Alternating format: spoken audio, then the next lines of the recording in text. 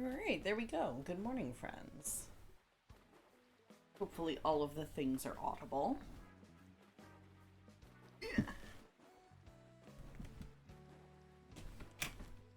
Good morning, Kite. Good morning, Kara. Good morning, Kitsune.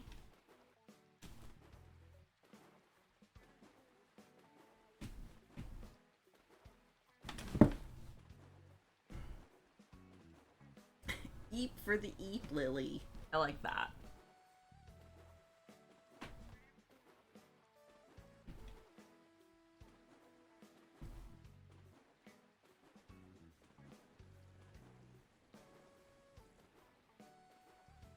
Not sure who has the least hit points in chat. Ooh, good question. We all have terrible con scores. I mean...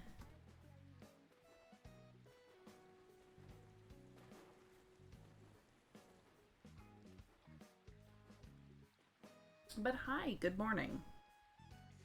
We have inexplicably made it back to Sunday. Therefore, I have more hexagons to sew.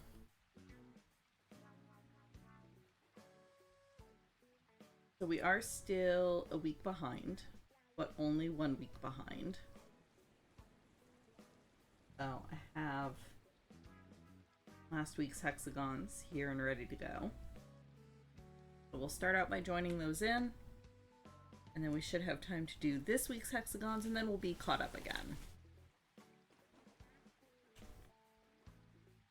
Also, there will be a D&D recap. We had a session yesterday. So that'll be happening at the top of the hour, as usual.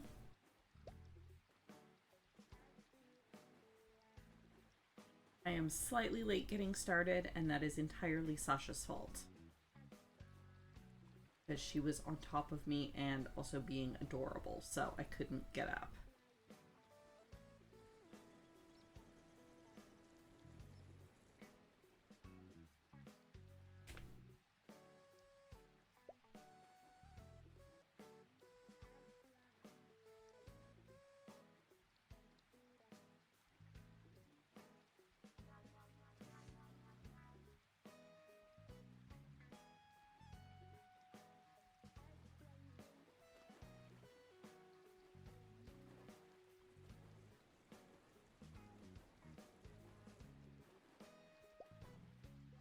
So yes, legally I could not move because Sasha was on top of me.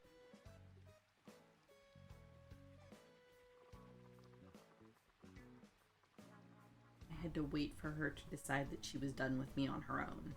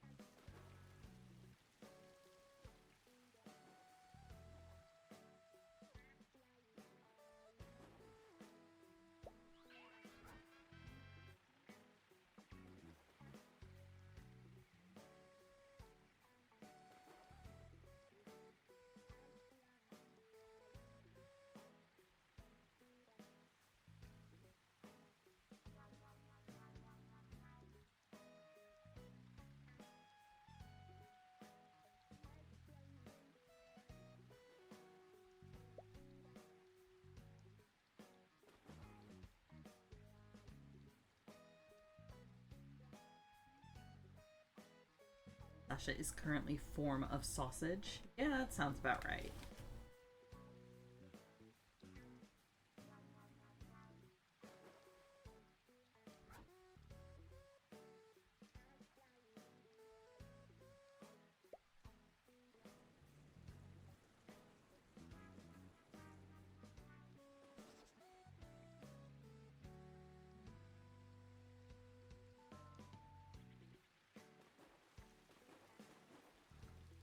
Sausage and ball seem to be her most practiced stances.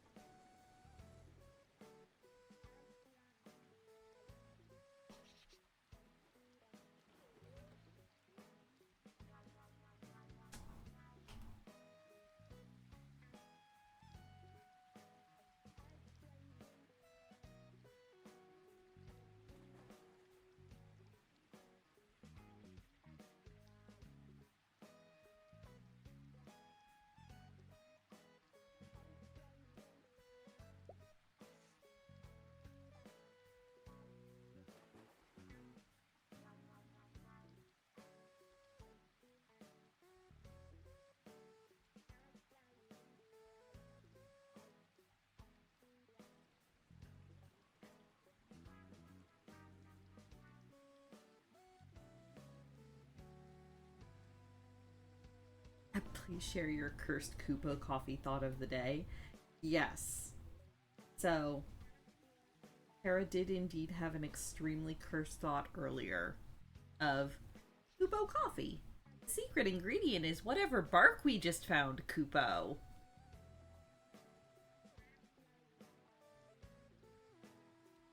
Which only sparks mild concern, I feel.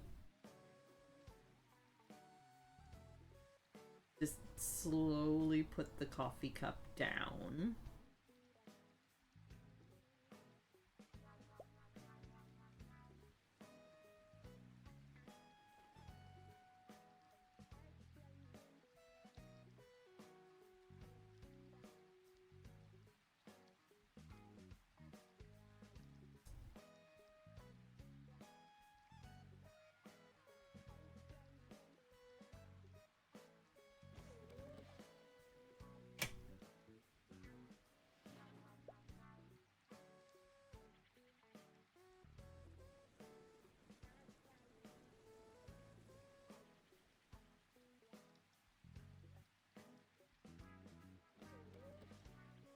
Although somehow I feel like it would have had greater impact if we had waited until Randus was in chat. So we may have to repeat it a little bit later in the stream.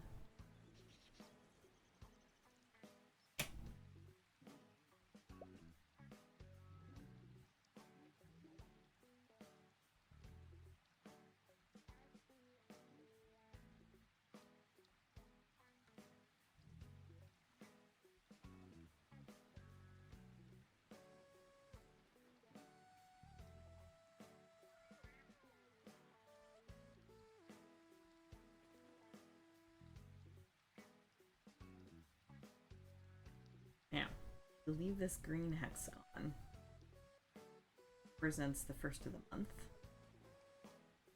And once we get it packed down here, we'll add a safety pin so that we will know that that indicates we'll need to add a button to.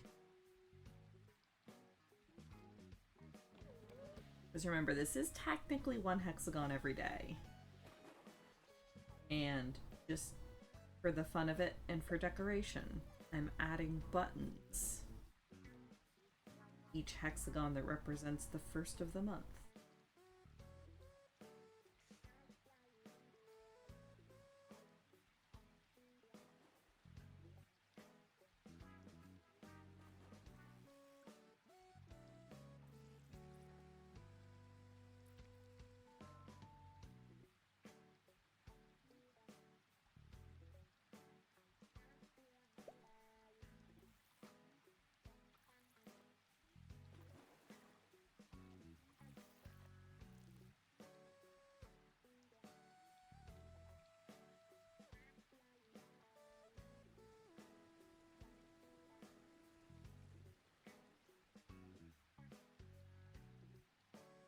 Yeah, if you're very lucky, the Moogles hit a willow tree and have now cured your headache for the morning. If you're unlucky, they found poison oak.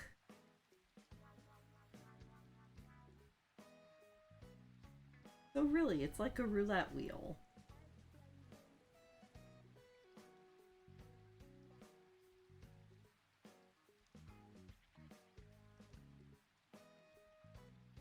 Kupo coffee. The secret ingredient is whatever bark we just found, Kupo.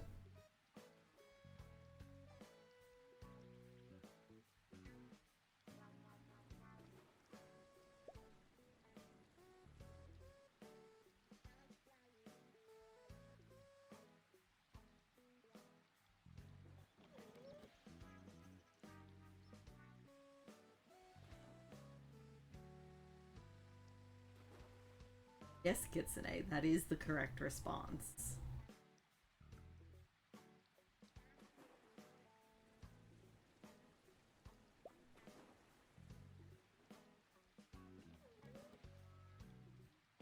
The Kitsune gets it.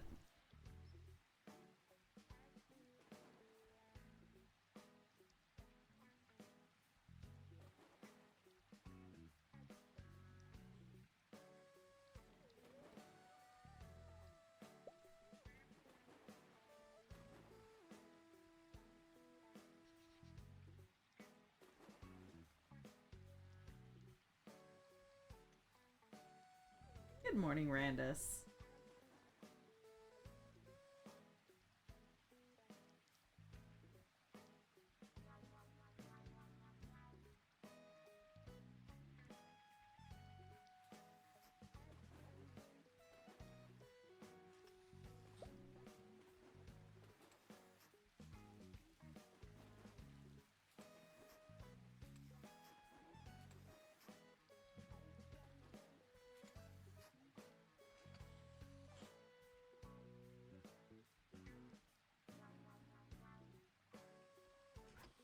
No idea why, but Moogle-related concerns. Kupo coffee. The secret ingredient is whatever bark we just found, Kupo.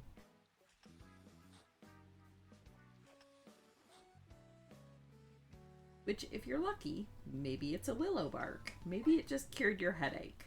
If you're unlucky, maybe it's poison oak.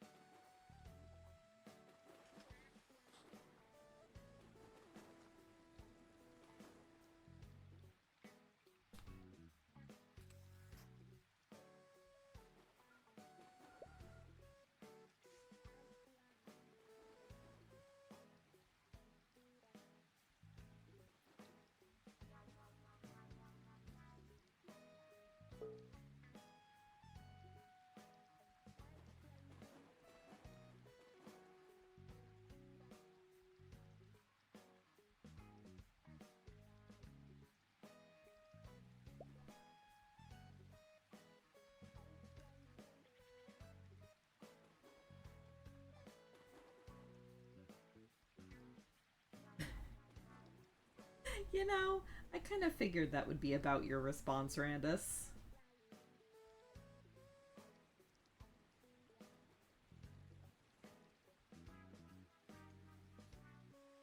I'm sure the Moogles would blend tea for you if you asked.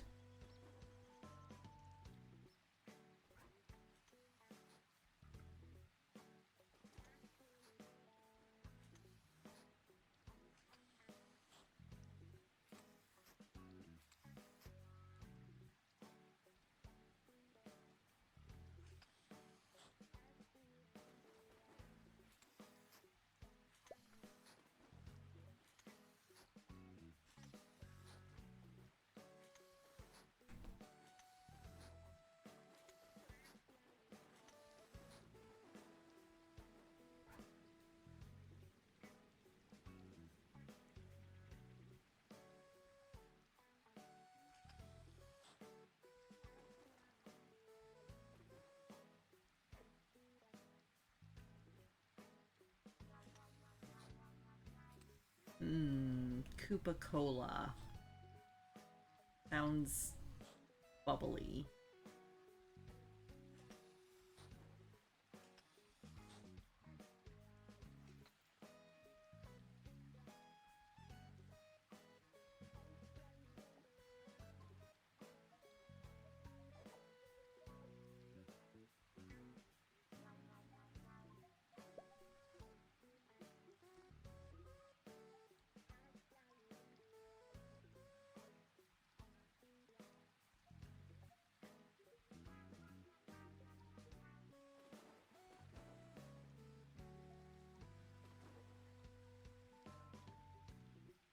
Koopa Cola.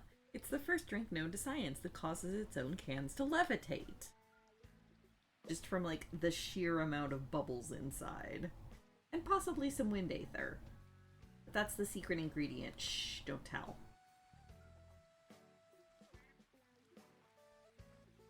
It does give you wings as a mutation.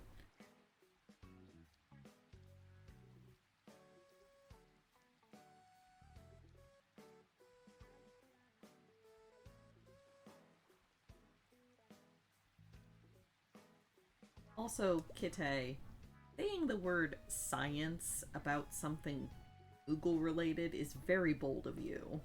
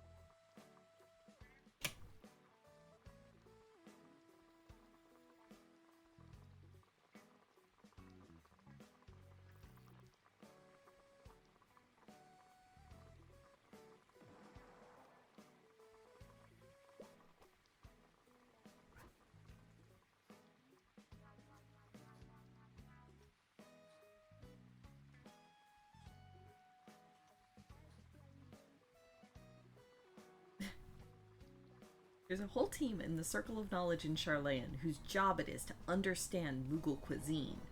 They had to separate discipline from Moogle medicine and Moogle culture due to the burnout rate of researchers. Yeah, that sounds about right.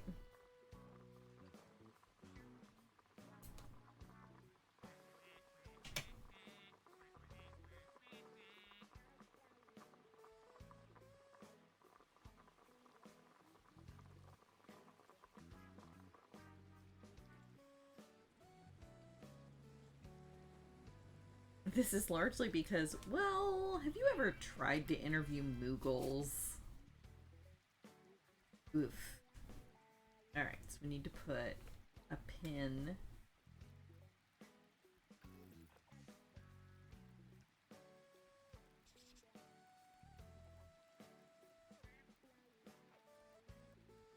Probably invest smaller pins, but these are the ones I have for my basting. There we go.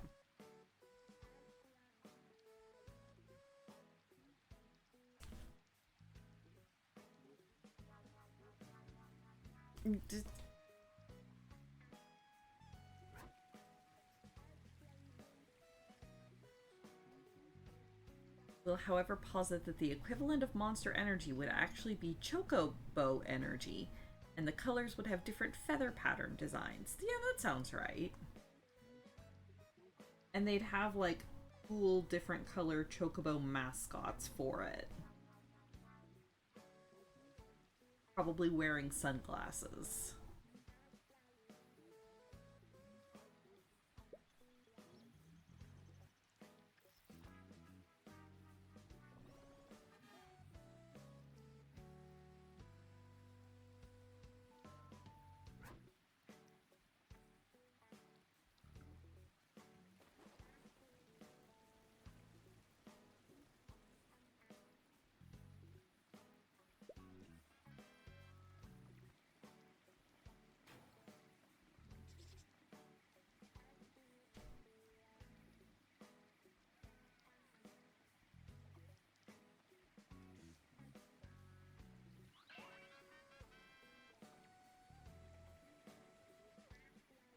They had energy drinks in Dawntrail. That's true. You can, in fact, get energy drinks in Solution 9.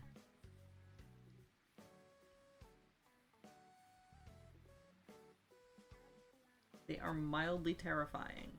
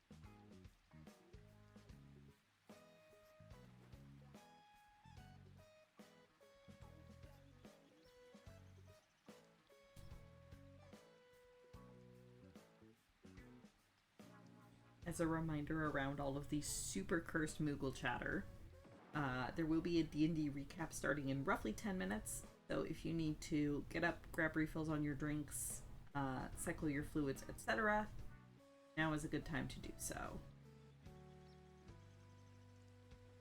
Although recap shouldn't be terribly long today.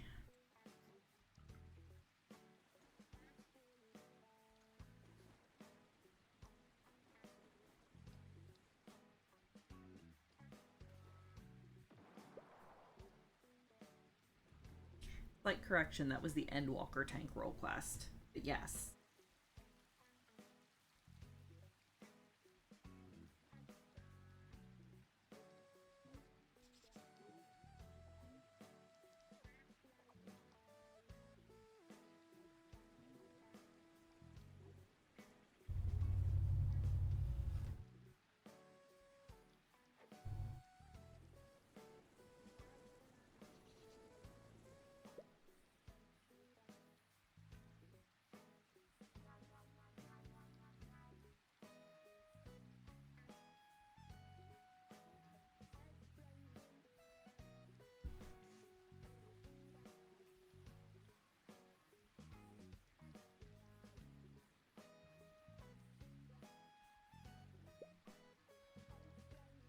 Because people really sidetracked the game yesterday. Yeah. It's fine. It's gonna happen sometimes.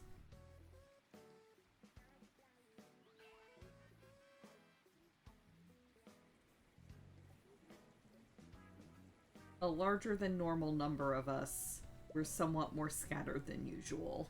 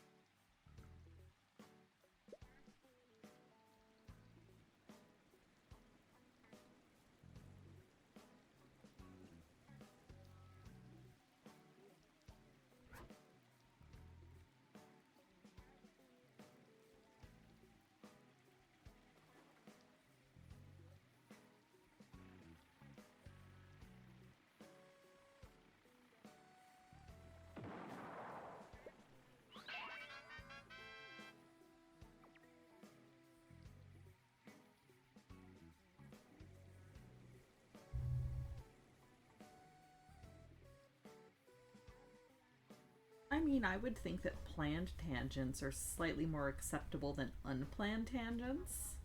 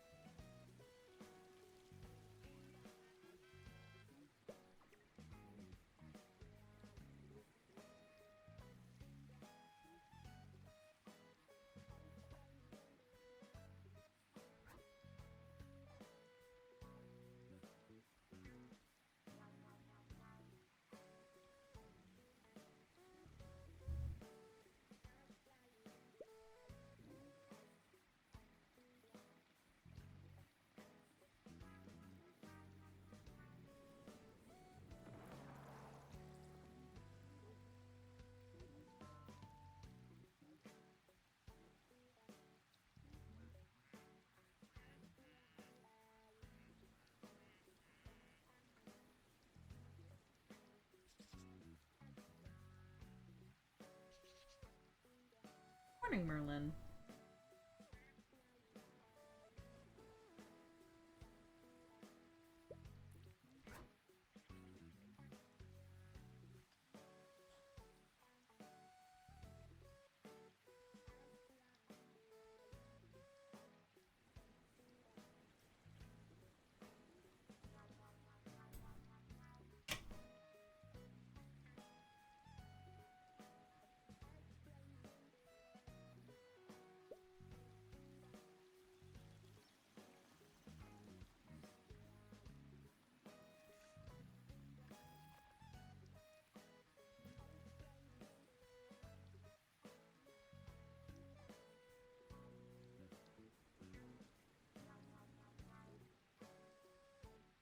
See?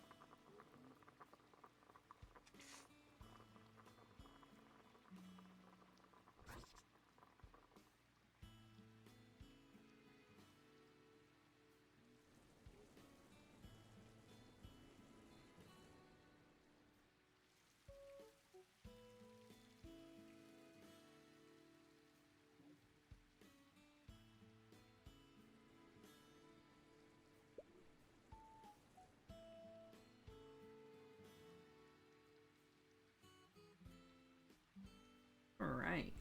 It is 11 a.m. So, last time on D&D, we had returned to Phandalin to survey the damage done by 2 attacks from the White Dragon Cryovane in very quick succession. We discovered our beloved NPC Darren had fought the dragon and is alive, but missing a leg. So Glint and Basil were able to rescue him and get him stabilized, and we have transferred him to a bed in our manor to sort of keep an eye on him and make sure that he continues to recover. Damage to the rest of the town. The Miners' Exchange was like torn open, like the entire front of the building has been demolished. From talking to our herbalist contact, she actually witnessed that like 8 or 9 people got eaten. That there was a group of men just kind of standing in like hanging out in the town square, and the dragon just kind of swooped down and ate them. We also learned that the windmill south of town, where the potion maker Adabra lived, was also hit by the dragon. She's okay. She managed to hide in her basement and was later rescued, but the windmill itself is destroyed. So she currently does not have a home and is not able to produce any of her usual potions. For the most... Oh, and also the goblins... No, sorry, not goblins. The gnomes. The gnomes were, in fact, able to rock up on their rail-mounted ballista.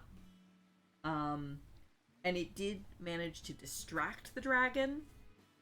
But unclear if it actually managed to do any damage.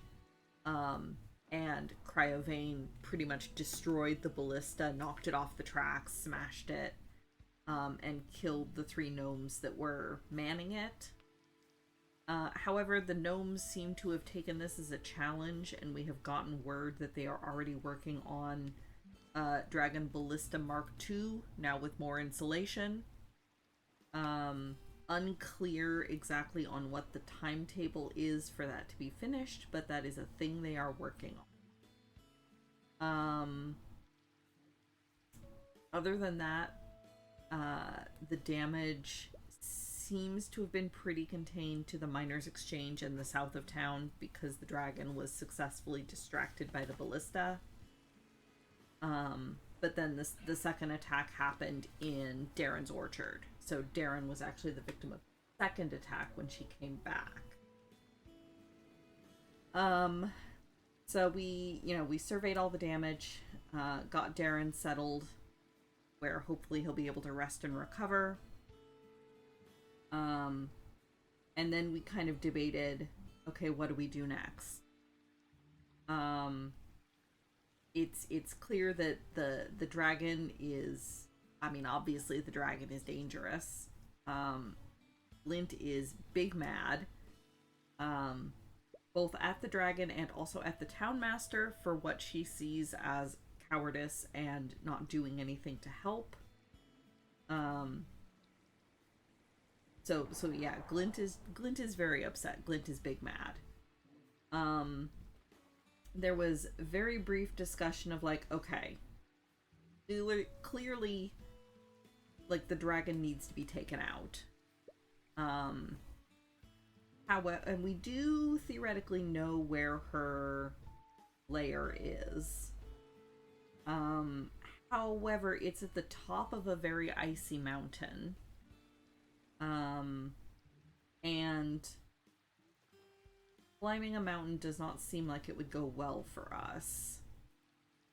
And we also know that through the Kobold's Alliance, the White Dragon Cryovane has been in contact with / is working with / has recruited ? The green dragon that's hanging out north of Phandalin. And so there's high speculation that if we were to attempt to climb the mountain and get to the white dragon, the green dragon would swoop in to help, and we would suddenly be fighting two dragons at once, which does not seem great. And we know where the green, and also Cryovane, the white dragon, seems to be moving around a lot. Like, it doesn't seem like she's actually hanging out at her mountain lair all that much. She seems to be doing a lot of flying around, a lot of scouting out her new territory, a lot of eating people, but not a lot of hanging out at her castle. But the green dragon, we know where it is. There have been reports of it in and around the logging camp to the north. When Kella and Merrick and Gundred went up to try to complete the quest to deliver supplies to the logging camp, they very quickly backpedaled because they saw the green dragon. And it seems that she's kind of set up her base of operations up there. So we know theoretically where the green dragon is. So we were like, okay, we know where the green dragon is. We know that the green dragon is helping the white dragon. What if we go take out the green dragon? And kind of then go from there. However, when we stopped off to check the quest board before we left town, we noticed that there is still a quest to clear out the old dwarven fortress that's to the south, called Axholm, because the townspeople of Phandalin kind of want to turn it into a fortified safe refuge in case of, how did Randus word it, Dragonocalypse. And considering they have now suffered 2 attacks within 3 days, we seem to be inching closer to Dragonocalypse, at least probably in the minds of the people of Phandalin. So both Kitte and I think other people in the party, had for some reason thought that that one was done, and it was not. So we kind of switched gears and we're like, wait a minute, we should do that. Like, we should go clear out, you know, make sure that this fortress is safe, make sure that it's secured, so that the people of Phandalin do have a safe place to retreat to, because that would probably give them a little bit of peace of mind and make them feel a little bit safer. Again, especially now that they've just suffered 2 dragon attacks in very quick succession. So we're like, okay, let's actually do that first, because Axholm is only about a day's travel away, a little bit less than. So we can get there, make sure that it's, you know, empty and secure, get back, and then we can head for where the green dragon is and kind of take it from there. Yeah, Kitte's brain had conflated the Dwarven excavation and the Axholm quests, and I think mine did as well. I think my brain just kind of smushed those 2 quests together and forgot that they were separate. So now that we've determined, okay, let's actually head down to Axholm and take a look at that first. We stopped by the blacksmith to see whether or not he has anything new in stock. And also potentially whether or not he has any ideas about trapping dragons. But we kind of put a pin in that for now. He does have a new interesting gadget hanging on the wall of his smith when we stop by. It looks kind of like a big, heavy, 2-handed, heavy crossbow. Except instead of, like, the straight bit where you would usually, like, you know, put an arrow shaft in to load a heavy crossbow, it's got, like, a bowl and a tube. So it looks more like it would fling something as opposed to shooting an arrow. And when we ask about it, the blacksmith is like, oh yeah, that is, I've been calling that the vial lobber. You can use it to throw things, particularly vials, but also like maybe rocks like other things if you're desperate, kind of anything that would fit in the palm of your hand. You can load it into this crossbow and then use the crossbow to fling it up to like 3 times farther than you would normally be able to just throw something by hand.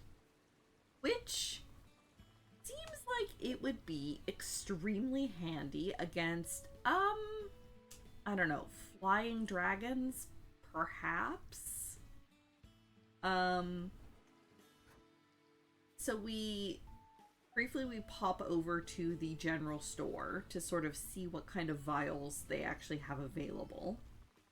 The 2 apprentices are, obviously very nervous. The one is like trying to keep out of open space. He's kind of like scuttling around from shadow to shadow, trying to stay in cover. The owner is actually nowhere to be seen.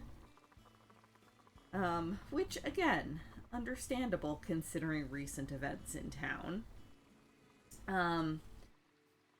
But turns out they have flasks of oil available. They have a couple flasks of alchemist's fire, and they also have about a dozen vials of acid. Which is good to know. We end up not buying any vials currently. Oh, and also Randus was able to confirm that even if you're just using the vial lobber to lob empty vials, empty glass bottles smashing against things will still cause a tiny bit of damage. So at the very least, we could do that. Unfortunately, none of us have been tracking our empty potion bottles, so we don't have a ready stock of like empty bottles on hand, but it is a possibility going forward. So we do head back to the blacksmith's and we do pick up the vial lobber just so that we have it on hand. We don't purchase any additional vials yet. Linda actually does have a couple vials of alchemist's fire on her already. So she passes those over to Basil along with the vial lobber, just so that Basil will have them on hand in case it becomes relevant, for no reason. No dragon related reasons whatsoever. And with that taken care of, we head south toward, we take a long rest, so it was quite late in the evening, so we had taken a long rest. And the following day, we head toward Axholm. As we approach, Axholm is a old dwarven fortress that is like set into the side of a mountain. So there are 2 like bulwark protrusions coming out, and between them is a portcullis. But otherwise, like the rest of the fortress, the bulk of the fortress is actually set back into the mountain. So as we approach, it's like solid rock face with some arrow slits, and then this massive iron portcullis. I believe from what we know of its history, we know this place was built by dwarfs, but we also know that it was abandoned like long ago. Like it's not been an active fortress for quite a while. So we're not expecting to find any living dwarfs. Like this isn't an active inhabited fortress. But we just want to make sure that it's clear that there's no like weird monsters that have moved in, and that it's available for Phandalion's use if needed. So we head toward it, and the portcullis is down, like it's fully down and blocking off the entrance, and so it's set up the way that you would typically expect a fortress like this to be set up, where there's a little bit of like an alley, so like the 2 protrusions form like an alley where anyone trying to invade would have to funnel in. There's arrow slits where you can fire in. There's a portcullis that comes down. which is currently fully down. And then beyond the portcullis, there's a little bit more of an open space, and then the heavy wooden and iron door that blocks off the actual front entrance of the fortress. So the idea is that if you were being invaded, you would have all of the invaders funneled into this channel. You could drop the portcullis behind them and sort of trap them in this center area. And then there's arrow slits where you would be able to fire from inside the fortress. And there's also holes in like the ceiling above where you could pour like boiling oil and stuff down on any invaders. So, like I said, currently the portcullis is down. Looking through the portcullis, we can see that the doors at the other end are also like fully closed and barred. So we don't have any idea what we're walking into. We don't see any lights. We don't see any sort of signs of habitation. So Phalar casts Arcane Eye to be able to send the eye in through some of the arrow slits to sort of take a look around and sort of see what we're walking into. So he's able to scout through some areas of the fortress, finds a lot of like big heavy ballista that are set up to where they'd be firing like through the arrow slits. And they're all like loaded and look ready to go. However, they're all like covered in dust and like super thick spider webs. Like it's clear they haven't been used in ages. Phalar speculates that even though they're loaded, even if we tried to use them, that the strings would probably snap because the strings have probably rotted through. Which seems like a good assumption. As the Arcane Eye continues to kind of look around and explore, it does find the room sort of above the portcullis courtyard, and sure enough, there's like big fireplaces with like big heavy cauldrons, clearly meant for like melting down oil to be able to be poured through those holes and down on any invaders. He also manages to find what looks like winches, one in like two rooms on either side of the portcullis that are probably meant to like, you know, raise the portcullis. Exploring further in, he finds rooms that have like, well, first there's places where the fortress is caved in. So there's some rooms where like the walls are kind of full of rubble, hallways that have been cut off by rubble. So like the fortress isn't in pristine condition, but it does seem to still be secure. There's some rooms that are still like decorated with like carvings and reliefs of like dwarves, like doing religious rituals and like going about their lives and such. There's also a fair amount of I don't know,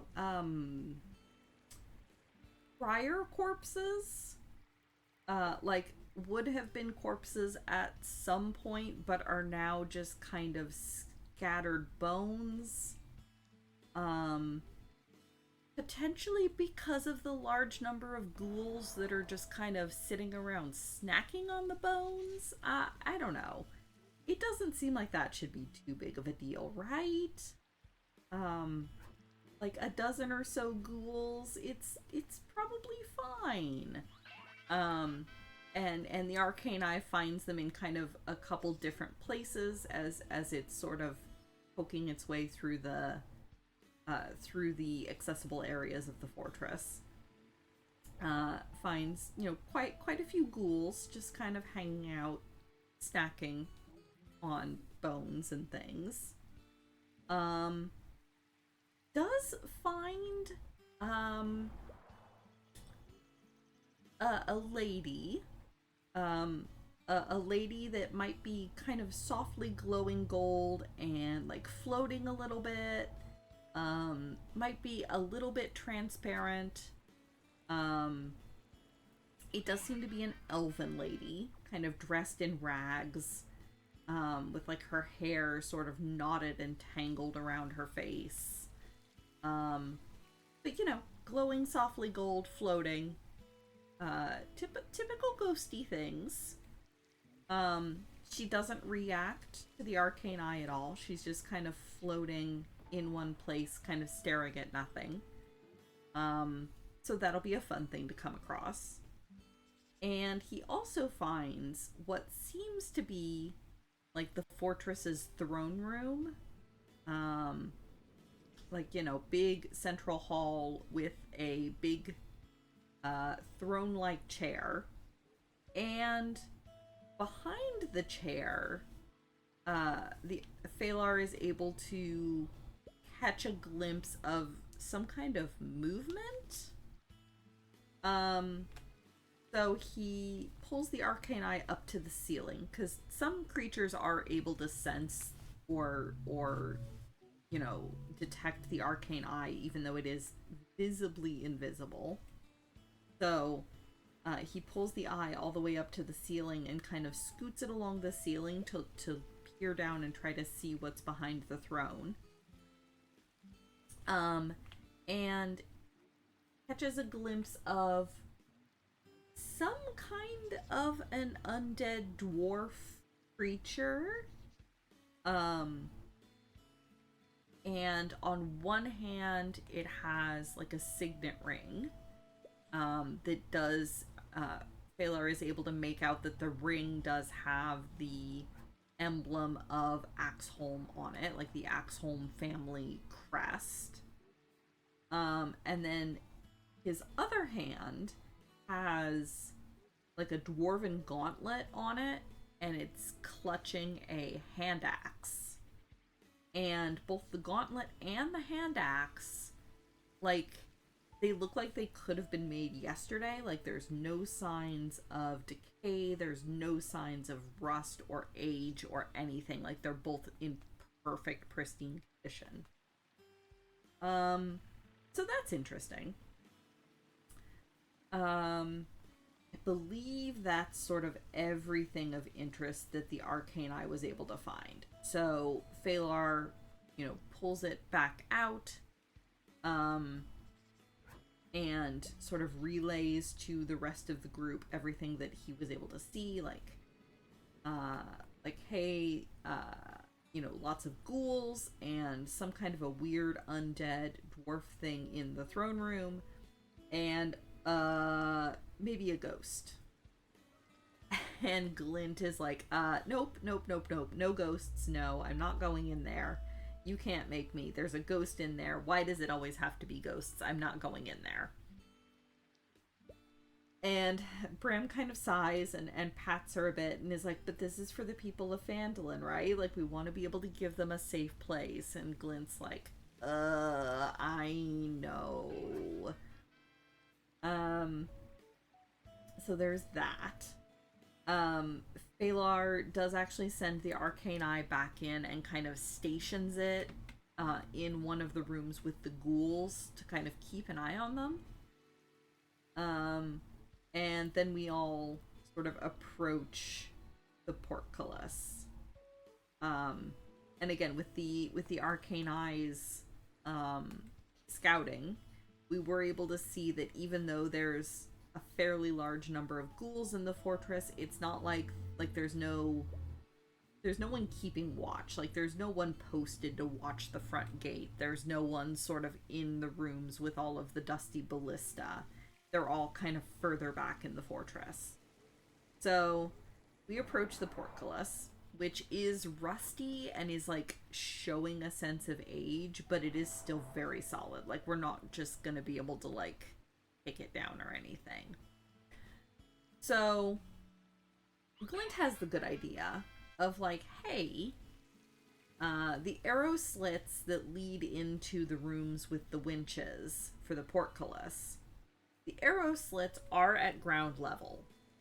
And if we had any like small creatures, like a halfling or a gnome or anything, they might be able to just squeeze through. Unfortunately, we don't. We're all too big. However, you can see in quite easily. So Glint and Phalar are able to Misty Step through the arrow slits and into the rooms beyond them, so that they can attempt to make the winches work to raise the portcullis, at least enough for all of us to get inside.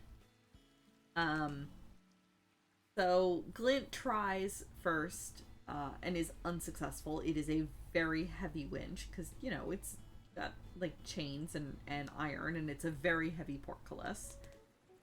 So just trying to work the winch on one side does not work. So then she and Phalar both try and still kind of fail. So Adela, who is, remember, Kitte's new bard character, kind of rolls her eyes and is just kind of like, okay, guys, like, come on, you can do it. Work together. Put your backs into it. And offers a bardic inspiration. And Glint is like, calls out to her, can you please, like, can you count us down so that Phalar and I are actually working together, like, at the same time? And Marcella's like, okay, cool. So she counts them down. And then working together with the addition of the bardic inspiration, they are able to get the portcullis raised about 10 feet. Which is plenty of room for us to all kind of troop our way through into this first sort of enclosed courtyard.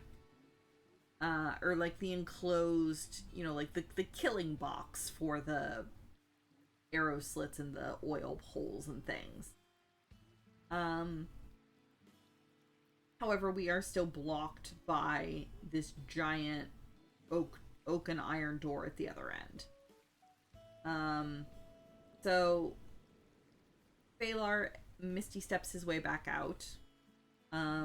Glint briefly considers like trying to sneak around and stay inside, but then is like, oh wait, no, there's ghouls. Like Phalar said, there's ghouls off that way. She sure hopes she won't need to micromanage casters for the next month. It is often the way with casters, though. I mean, someday this group might get their act together. But Glint remembers, like, oh yeah, there's ghouls off this way. And so she Misty steps back out as well. And we all kind of gather in front of these giant doors. Basil tries to check them for traps, rolls very badly, but in the context of having rolled very badly, is just like, oh yep, definitely no traps, not locked, everything is fine, we can open this door. So Adela and Basil kind of take either side of the door to, you know, try to sort of standing to the sides, but then reaching out to like push the door open so that if there's anything immediately on the other side, they're at least standing off to the edges. However, when they try to push on the door, it moves, but then like rattles and stops in sort of that way that you can tell that it's barred, and like barred on the other side. Like it's not locked itself in the way that we would think of like, oh, a lock in the door, but it is barred. So Adela is like, oh, okay, I know how to fix this. She kind of peers at the door and thinks that, okay, yeah, with enough effort we could definitely break this down. Not quite putting two and two together that we're here to create a secure place for the people of Phandalin, and that maybe knocking down the giant door isn't gonna keep it very secure. But it's fine. Doors can be fixed. We're making work for a carpenter from Phandalin, right? We're creating jobs here. Um, so Adela casts Shatter on the door, and it does indeed begin to crack and splinter. Um, and so she, it's visibly like cracking and splintering, but it is still like hanging in there. Um, and Glint tries. I don't know what Glint was planning to do, but Glint tries to be like, wait! But it's too late. Marcella just kind of shrugs and casts Shatter again. And with the second Shatter, the door just like explodes. It just like, completely cracks through and collapses in on itself. And as it does, Phalar, through the arcane eye, that's keeping an eye on this room full of ghouls. At the first Shatter, he had seen the ghouls kind of like perk up and like look off in the direction of where the noise had come from. And then with the second Shatter, they all just kind of go bolting in that direction. So Phalar is able to give just enough warning of like, hey, ghouls incoming, before ghouls start pouring in through doors on like both sides of this courtyard. So we were in this little courtyard, and then there was the door that was blocking it. Now that the door is down, we can see, and we had already known this from the Arcane Eye scouting. Beyond the door is another like boxed in room that's sort of like a secondary hill area. So, for the exact purpose of if invaders did manage to get through the first set of doors, they would still be kind of boxed in here, where people on the balconies up on the second floor can continue to like hopefully rain death down upon the invaders. However, it does mean that there are now a lot of ghouls pouring in. But it's probably fine. So we roll into combat with a large amount of ghouls. Take a drink here, and also hi, Kuma.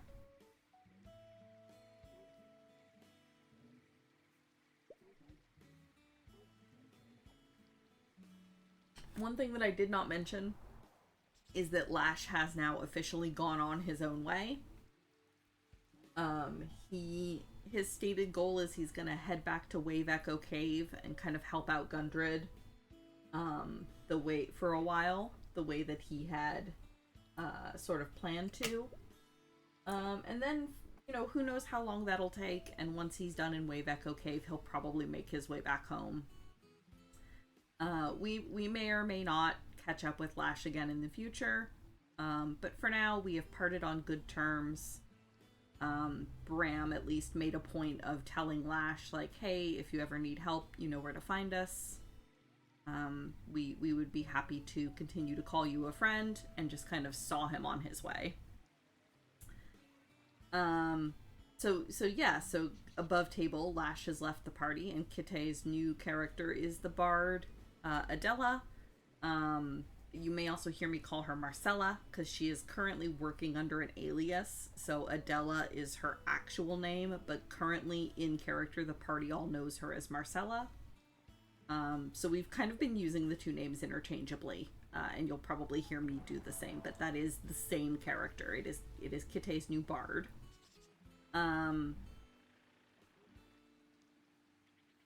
Two favorite things about this upcoming combat, and one of them is that Marcella does not move an inch the entire time. She is just standing in the corridor firing off spells. Yes, that is true.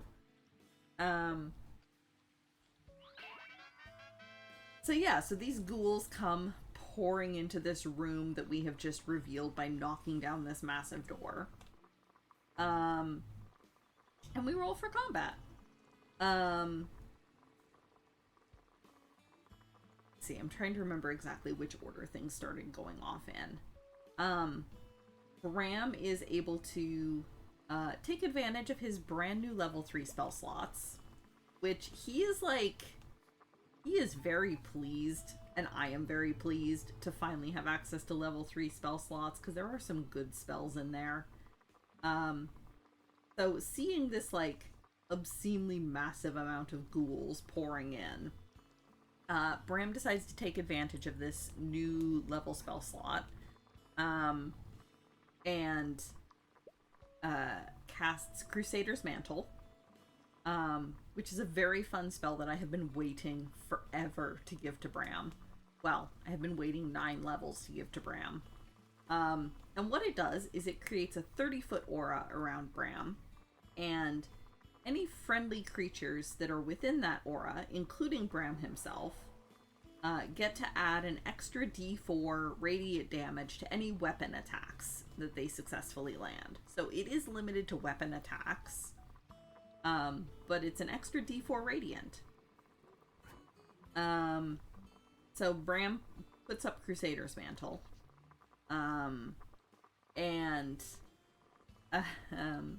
then Teetgarn charges forward to kind of put himself, like, in the doorway. So, like, he scrambles up onto the remains of this shattered door and just kind of plants himself in the center. So, you know, anyone that wants to try to get to the rest of the party has to go through Teetgarn. Phalar, as you might expect, when we're heading into a stone fortress that is just absolutely filled to the brim with enemies, Phalar casts a fireball, which is fantastic. I believe it just straight up incinerates 2 of the ghouls, and 2 of the others take a fair amount of damage. The ghouls on their turns start to sort of rush in at Teetgarn. Yeah, exactly. It was in fact a perfect fireball arena. Teetgarn manages to keep them fairly bottled. Teetgarn takes like some chip damage from various attacks, but luckily his AC is high enough that most of the attacks miss, and the ones that do hit, he manages to roll decently well on his con saves, against fun paralysis effects that ghouls have. Who knew? But he manages to roll well enough on all of his con saves that he does not actually get paralyzed. So Teetgarn is doing a very, very good job being the main tank. And, you know, drawing all of the aggro. Glint casts a bonfire directly in front of Teetgarn, so that he has a little bit extra, not like cover, but so that if any of the ghouls want to try to rush in at Teetgarn, they have to take bonfire damage, which is fantastic. The one that was standing in the square when she lit the bonfire takes enough damage that it just gets incinerated. You know, as ghouls do. It's probably fine.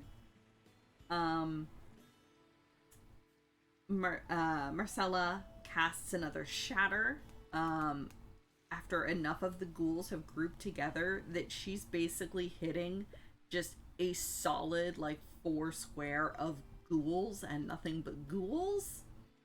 And I do believe, based on the damage, that she managed to take out 11 in one hit.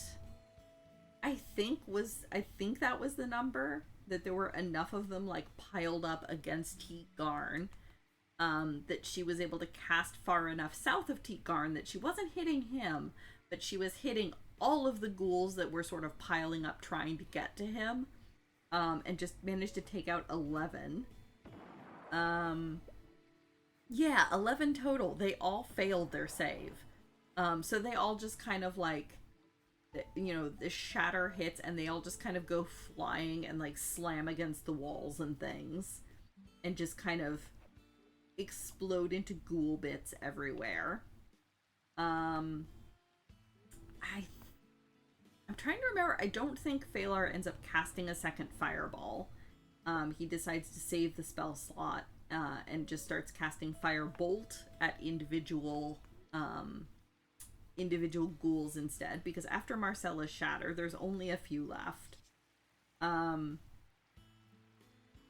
Teagarn manages to take out several of them. He does a cool move where he stabs the one in front of him, immediately kills it, pulls his rapier out and swings it to the side and kills the one that's beside him as well.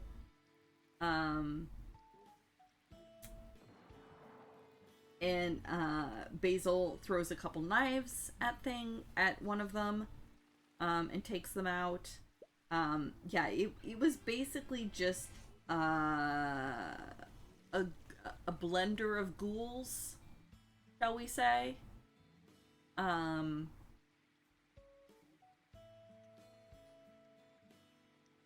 Yeah, the 11 kill shatter was the top of round 2, and after that it was just kind of cleanup. Yeah. But yeah, so it wasn't exactly a stressful combat. There were a lot of ghouls. But we were able to, between Phalar and Marcella's AoEs, we were able to take them out fairly efficiently. But I will say between Phalar and Marcella's AoEs, and the fact that Teagarn was able to bottle them up very effectively. Gotten off track. I have not actually made hexagon. I need to actually make more hexagon. Duh. But Teagarn and Glint's bonfire being able to bottle them up and block their progress so they couldn't swarm us, and to sort of keep them all contained in one area for the AoE effects was fantastic. So we sort of mopped up the last of the ghouls, and as we sort of picked our way through ghoul corpses, Phalar noticed that one of the doors that's now open that ghouls had come in through was the one leading to what we're calling the throne room. And so Phalar kind of calls out to everybody before we drop initiative order, hey, there was one more, there was an undead dwarf of some kind that was hiding behind the throne. Basically, don't let your guard down yet. So our next order of business is going to be heading into there, to sort of take a look at this. Don't forget which edge I'm joining. I got off track. So our next order of business is going to be heading into the throne room to, I guess, investigate this undead thing and see whether it's perhaps friend or foe. Because the fact that it's hiding, so the fact that it's hiding behind the throne indicates that it probably has some level of intelligence if it's consciously hiding and not just chewing on bones the way all the other ghouls were. So maybe it can be reasoned with. Maybe it'll immediately try to attack us. We don't know. But that actually is where we decided to end the session. Because it was just late enough, and heading into the throne room to deal with whatever this undead dwarf was probably going to take more than 15 minutes. So we ended the session there. So next session we'll be picking up, heading into that throne room. It's probably still in initiative, just for the sake of various buffs. Because at the very least, Bram's Crusader's Mantle is still up. So we want to at least keep track of rounds to try to see when that falls. Because he would like to keep that up as long as possible if it seems like it's still going to be needed. Yeah. Uh-oh. I don't like it when the DM goes, oh shit, in hindsight.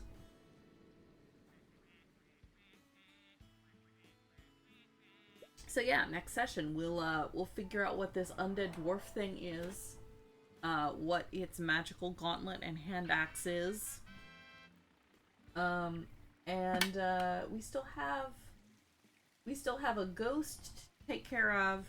There were a lot of um a lot of closed doors that the arcane eye couldn't get through. So we know quite a bit about the layout of the fortress. We don't actually know everything. There is still quite a bit of exploring we'll need to do. There could be plenty of other unknown things lurking about that we'll get to find. So yeah, stay tuned.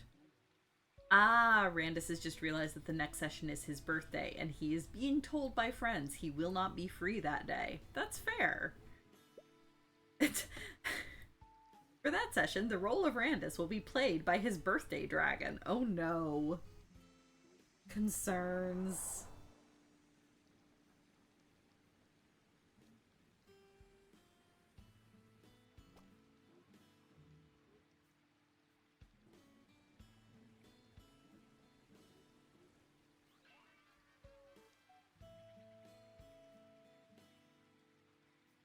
Sudden, like, sideways one shot of whatever the hell Light is doing, DM'd by somebody else.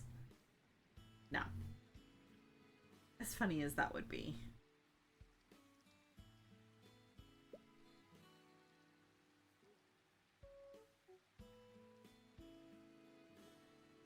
Yeah. Basic loose plan is to clear out Axholm. Then go back to Phandalin and let everybody know, like, hey, this area should be safe. Please ignore the shattered door. It's probably fine. The portcullis is still intact. That's enough, right? So you can retreat there if you need to, etc. And then we'll head for... we want to go check in with our goblin friends and sort of get any updated news of things that they might find. Just because... So I personally am mildly suspicious because it's been a while since we've seen the kobolds. And I am curious about what they've been up to. And I'm kind of wondering if our goblin friends have any news, or if there have been any sightings that maybe the goblins have heard about that we haven't. And also just in general, like, what news, goblin friends? And then, presuming that none of the news we get from them is, like, campaign shattering, we will probably continue to head north, toward the logging camp to try to take care of the green dragon. And if the white dragon shows up while we're fighting the green dragon, well, fuck us, I guess. It'll be fine. It'll probably still be better than trying to fight Cryovane in her icy mountain habitat. Probably. And then, like, these plans will almost definitely change by the time we get there, but, like, theoretically, if we manage to take out the green dragon, I kind of want to see if we can, like, lure Cryovane somehow. Like, I don't know, lure her down, get her to, like, trap her on the ground somehow. Like, not exactly the Vox Machina thing where we make a giant bear trap and try to, like, hold a dragon, but maybe something like that. I don't know. Like, maybe we just disguise ourselves all as cows and try to get her down. I don't know. I would kind of like to try to lure and trap Cryovane somehow so that we can fight her on our terms. I really don't think climbing a mountain is going to go well for us. Make them fight each other. That would be fantastic if we didn't already know they were working together. Although it would be really funny to pivot into, like, trying to start up a gossip campaign between the two dragons to like try to convince each of them that the other one hates them, to like try to get them to fight each other. That would be incredibly funny. I don't think it would work out well, but it would be very funny.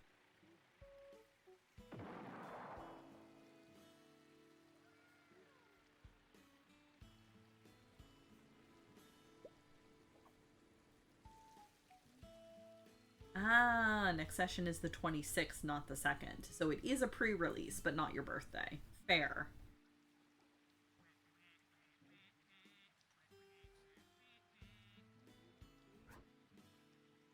Yes, yes, make them turn on each other. Exactly. Set up some kind of a rumor mill. Can we disguise a goblin as a kobold? Sadly, the basic arrangement of limbs constraint on most of the disguise spells, plus Bram, makes all of your fun ideas not viable. I mean, we could... Yeah. Yeah.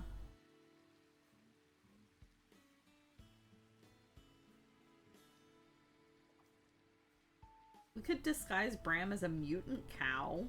I don't know. Disguise him as a cow centaur instead of a horse centaur. That's tastier, right?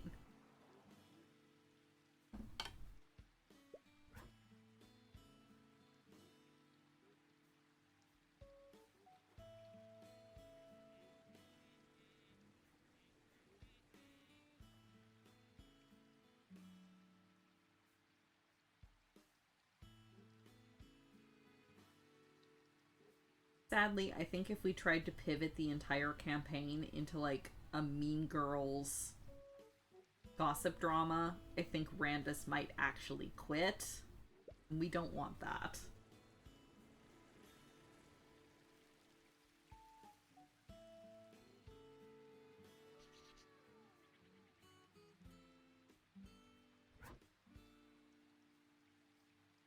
I got some bad news for you. You saw what happened when Sparkbringer tried to assert his dominance.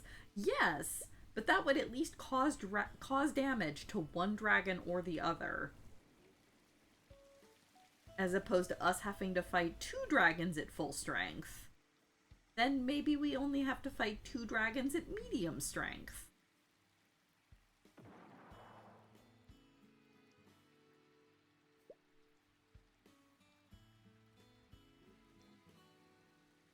We already know that currently Cryovane has some kind of damage from Darren. We know that Darren managed to get some kind of a pretty big hit on her. We don't know exactly what or how quickly she'll recover from it.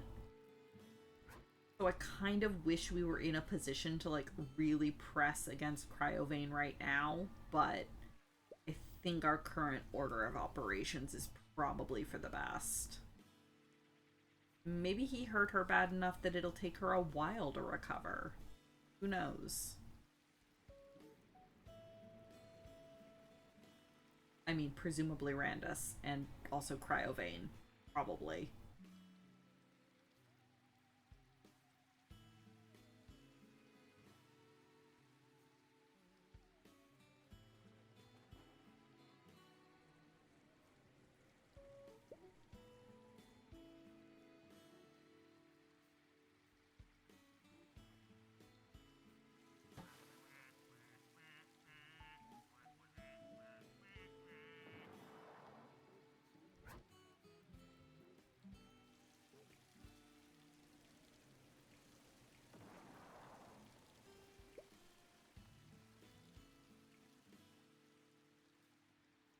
Yeah, things are going well. Everything is great. Everything is fine. We're doing good.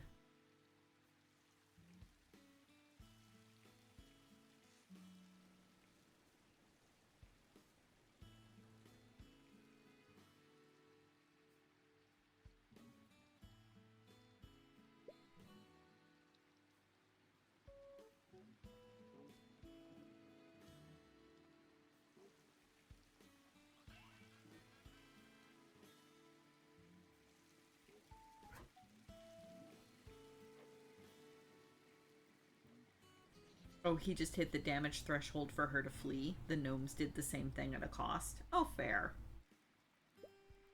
That's fair.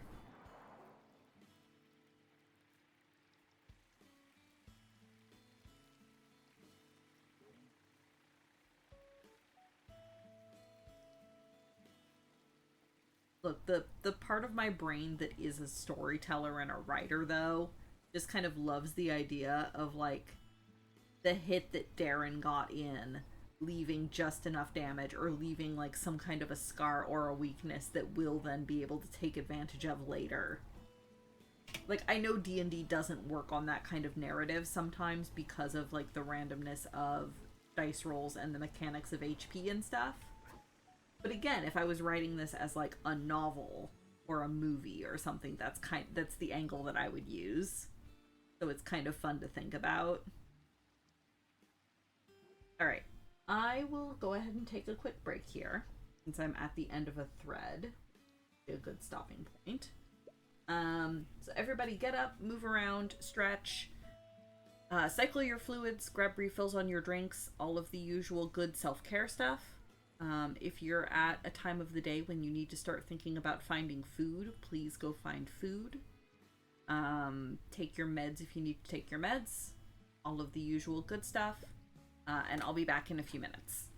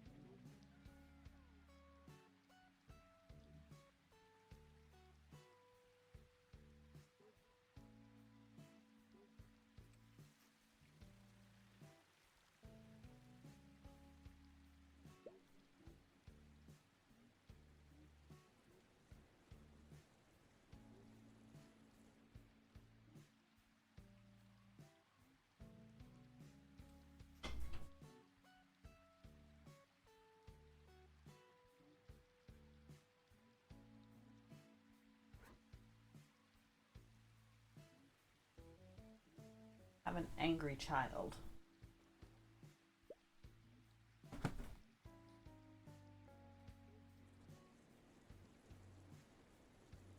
I have kidnapped this angry child.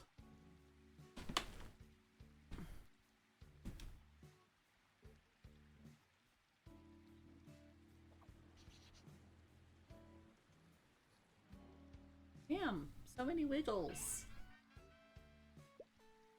Cat just wants to say hello.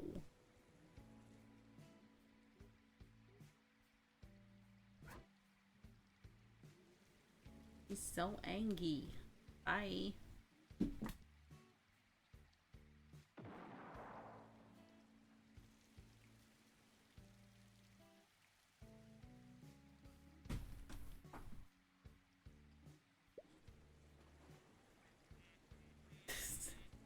He's so mad.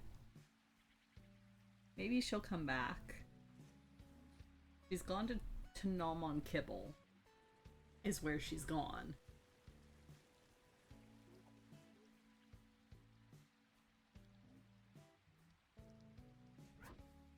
Hear her crunching in the hallway. Get a minute to see if she decides to come back.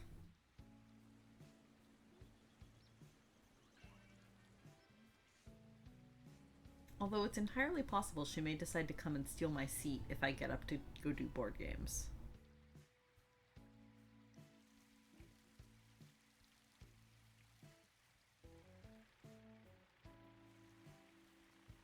Sasha. Alright, board games. Blech.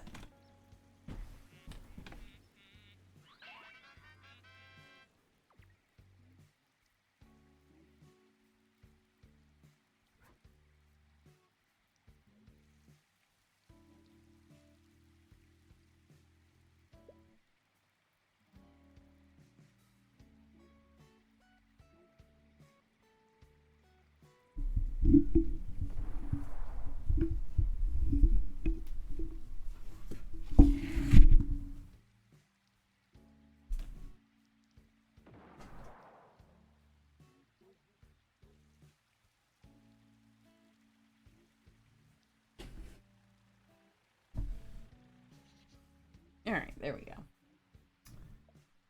Kara has confirmed that baby has indeed gone back downstairs.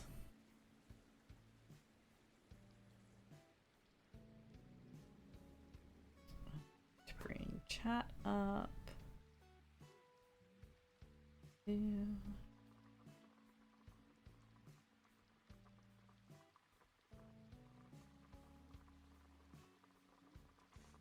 There we go. Excellent. All right. There we go. All right. 2. That doesn't seem right.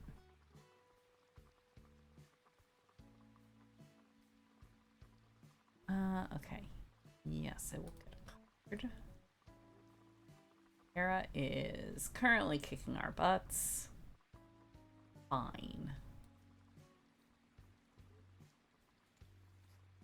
I will play that.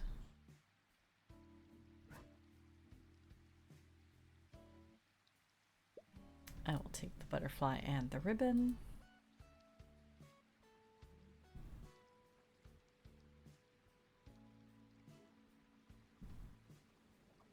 Okay. Here I have one option. It goes there.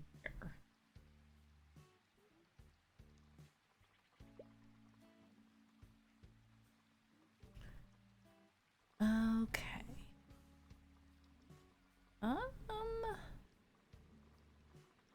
Actually, yeah, let's pick up the 5.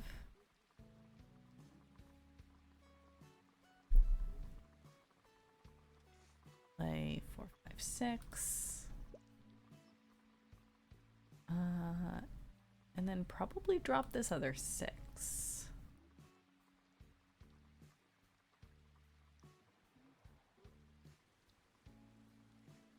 Okay.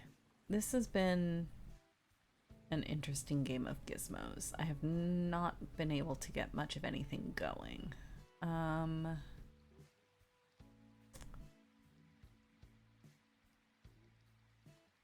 Guess let's do...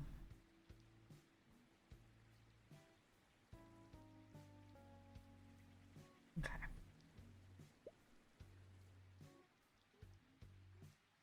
I will play that.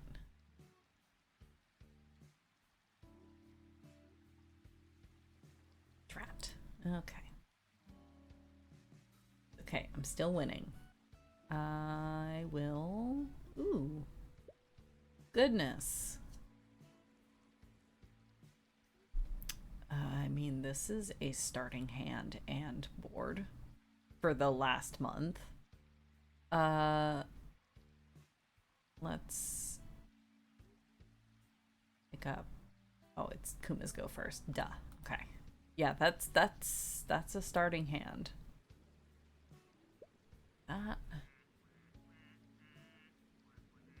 Yeah, 4 brights in hand. Yeah. Yeah, sorry, not sorry, Kuma. I concede. I mean, sure. My crib, huh? Do that.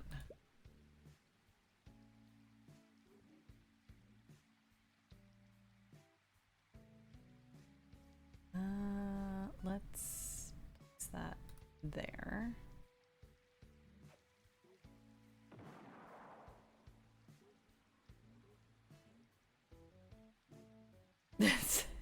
Step links, go. I concede. Something along those lines. Do I roll? I think I have to roll. Okay, sure.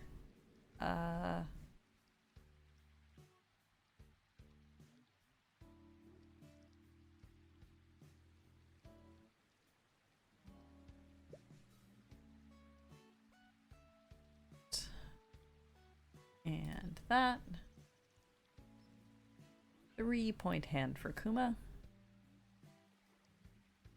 6-point hand for me. Not bad. And 4-point crib. That's fine. I'm still in this, sort of. 2 cards to Kuma's crib. Oh, this is a mean hand.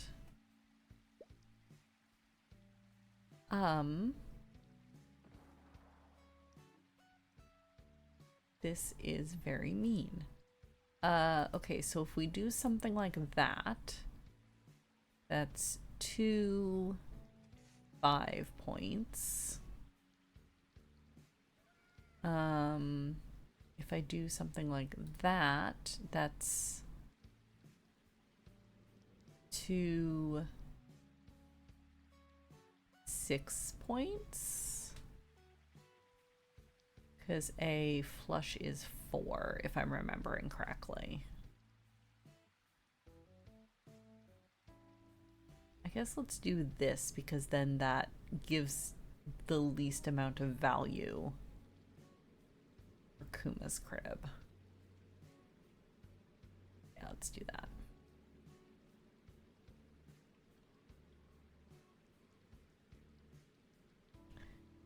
Okay. Yeah. 4 brights in hand. Good lord. 4 brights in hand plus the boar and the butterflies on the field, but you managed to grab the deer first go. So at least there's that. Sure. Gonna be an interesting hand.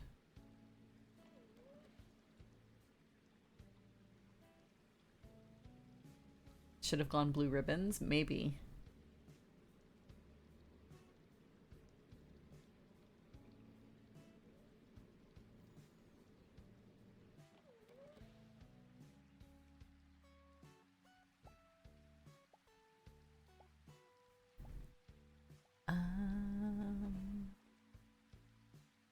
Sure.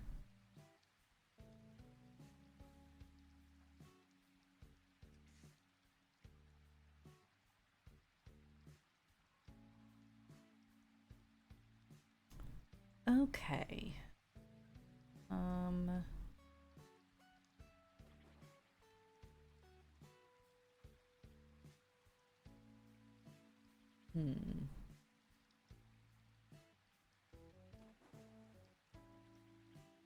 Yeah, just move this down. Next. And let's go ahead and pick up that. Excellent.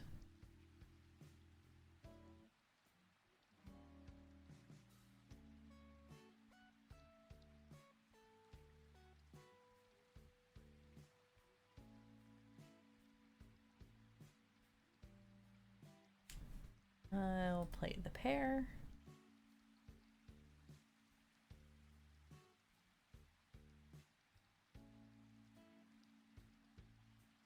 Okay, let's see. Don't need a 3, so let's draw Clover.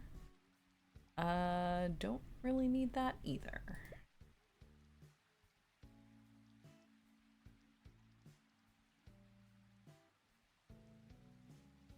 Okay.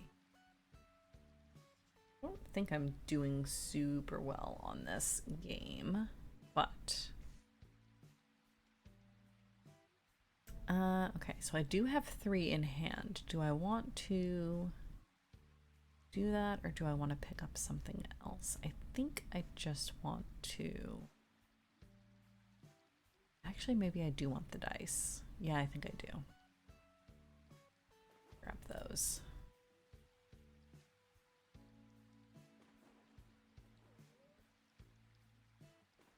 Okay.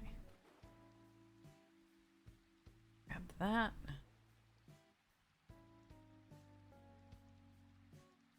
I mean, I might as well have the cards.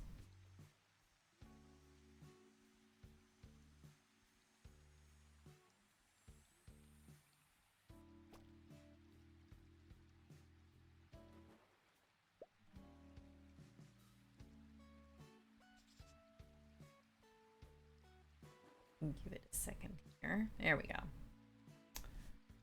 Oh, that's an interesting. Too bad I don't have any chrysanthemums. Let's put that down. Because wouldn't that be the icing on the cake? Although I think I have Rain Ruins the Party turned on.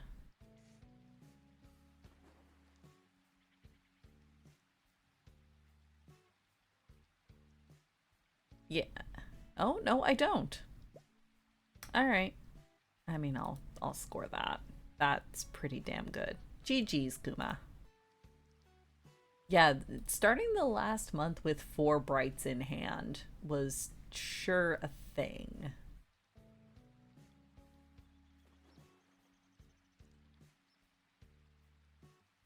Okay, like that.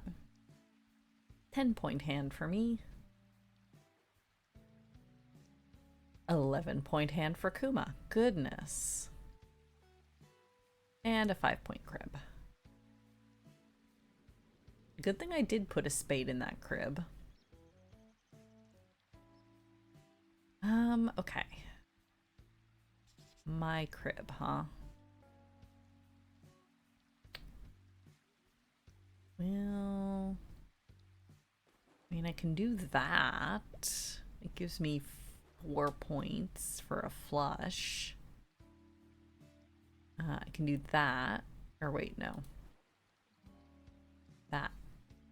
That gives me 4 points for 2 15s.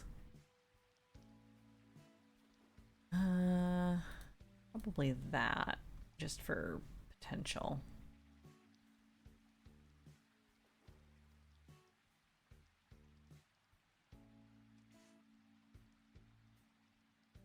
Okay. Darn it, around the corner I go. Let's do... I have 2 heat in my engine, so let's do that.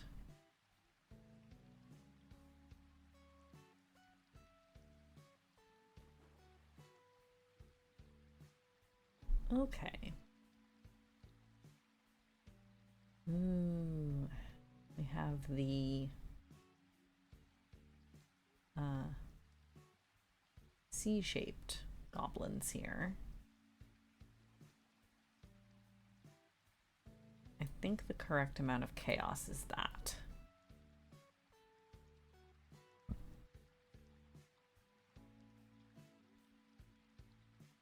Yeah, I think the correct amount of chaos is that.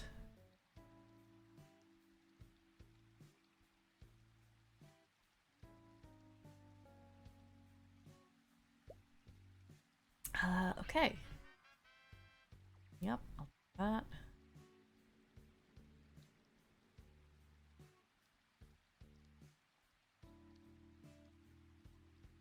Hooray, 17. Let's put that there.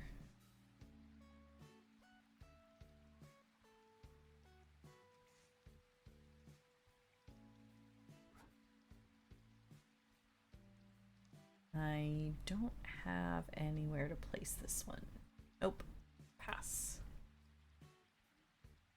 And I think this is... well, it's almost end of game. End of game once everyone finishes placing the rest of their tiles.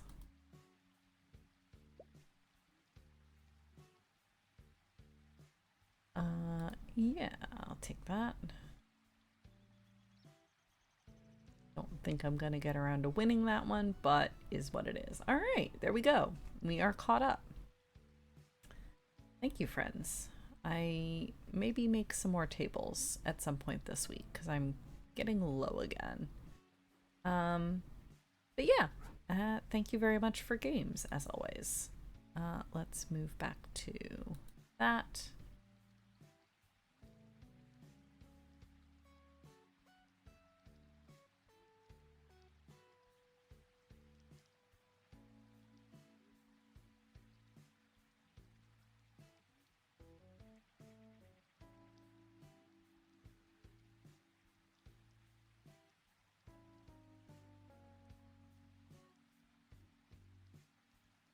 We go.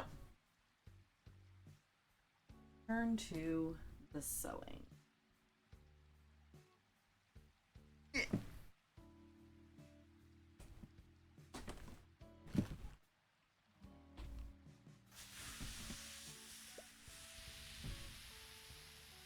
All right, laptop, wake up. Come here. I didn't say you could go into sleep mode.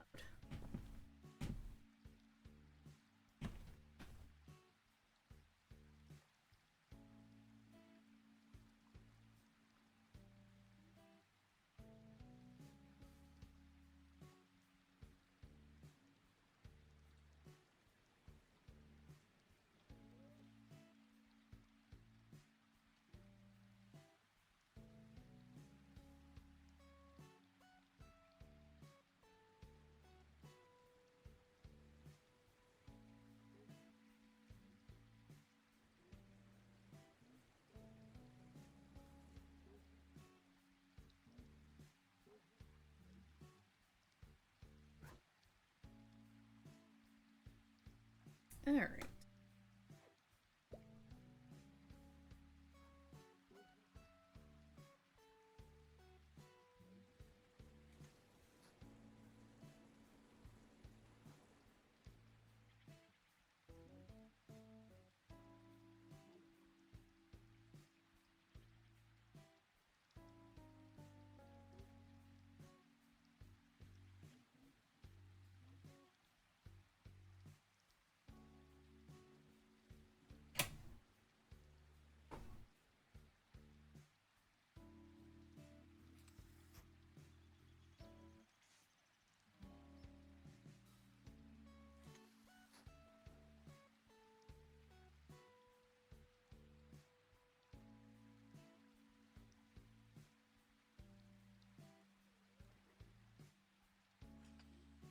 Oh yeah, Kite, what was your other favorite thing about that combat? Was it the 11 ghouls in one shot?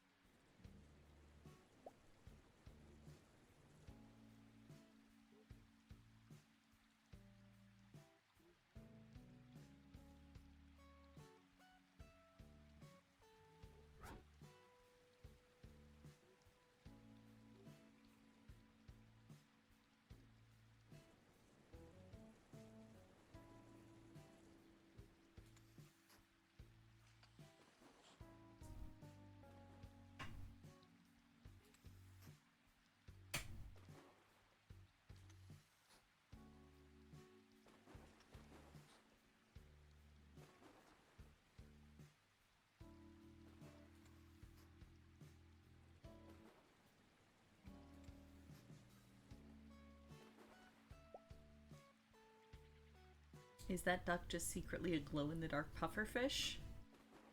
Most ducks are. I don't know about the glow-in-the-dark, but it is in fact a pufferfish.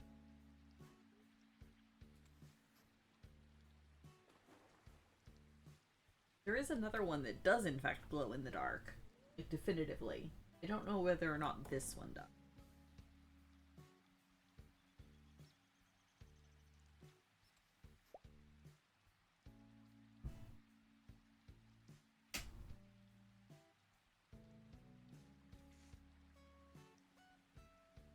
Most ducks are just secretly glow in the dark pufferfish.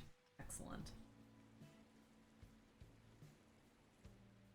I have no way of disputing that fact.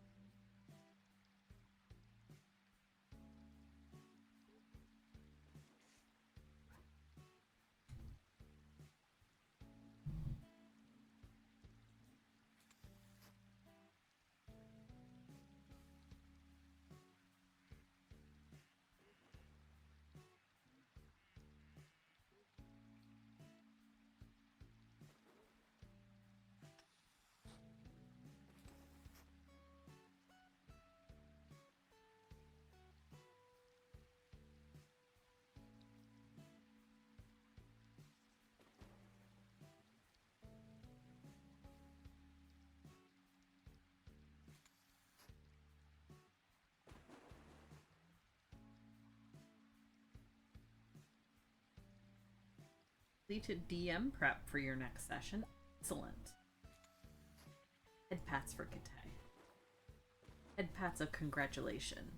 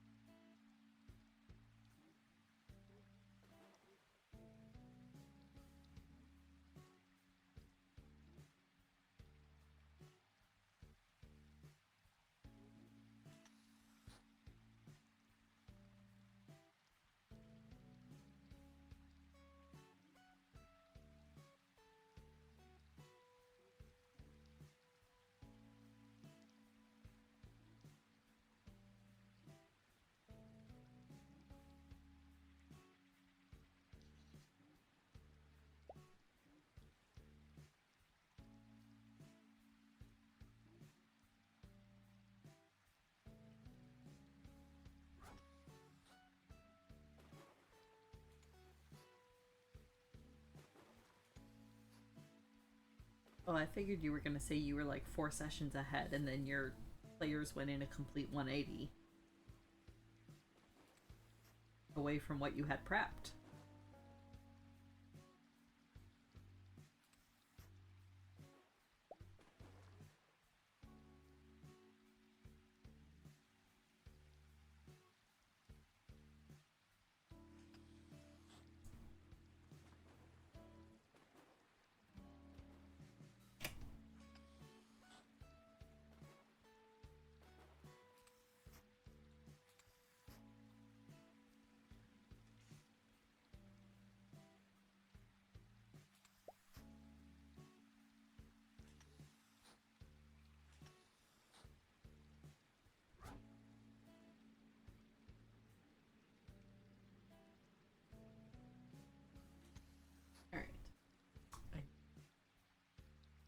Hers.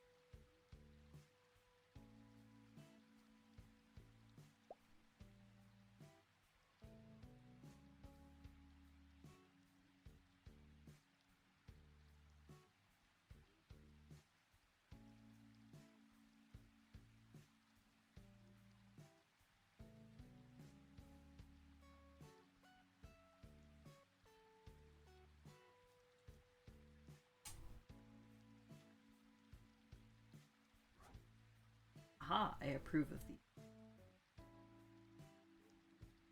Making the box NPCs more gay is excellent.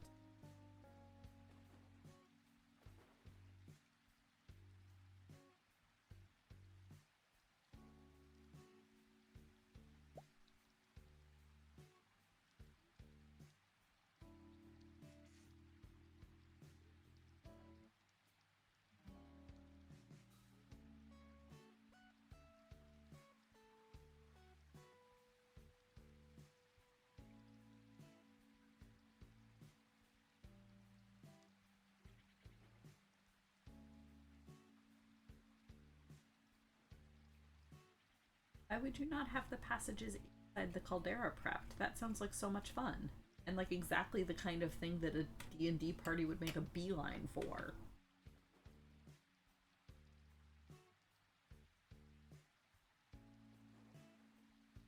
Just put like a giant tunnel snake in there and call it done.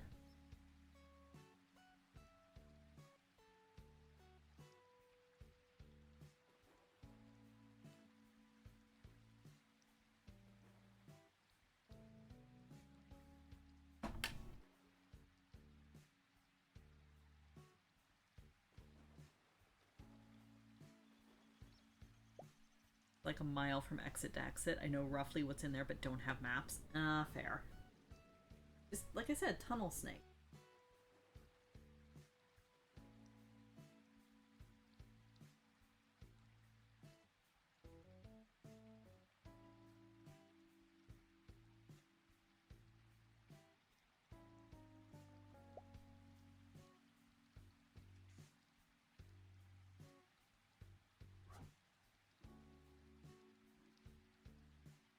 What's in there is the malevolent and still conscious spirit of a dead ancient red dragon, possessing a tunnel snake. See, I can fix this for you.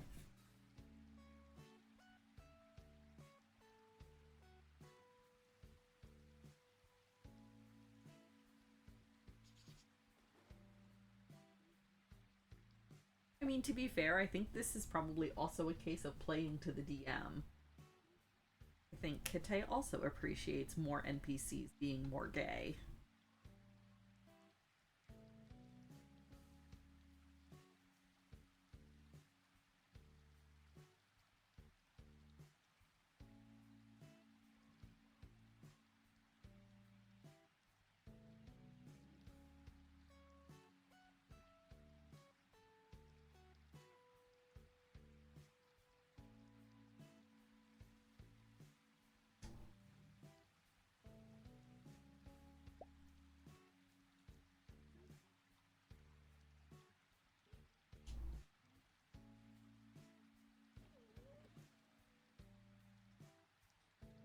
Secret is the DM is also a player. Yes, that is true. That is a valid point.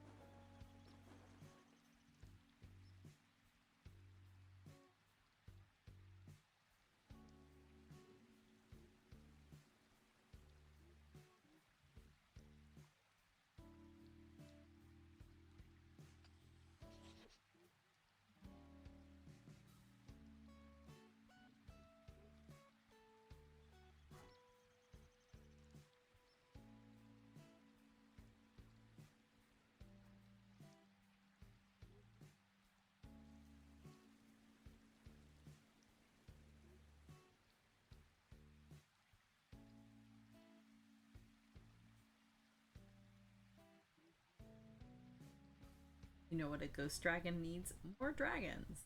Ooh, that's an idea. Here's a suggestion, Randus. How about for your birthday dragon, instead of inserting it into our campaign, you insert it into Kitte's campaign? That seems perfectly fair and reasonable, right?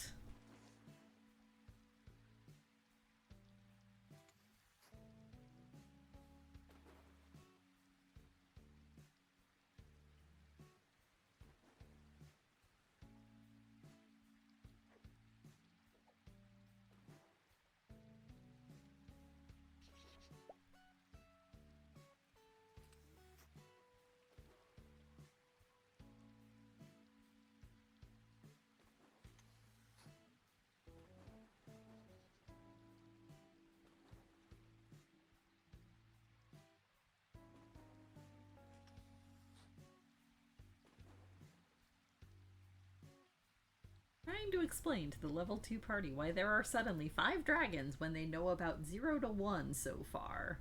Yeah, it's fine.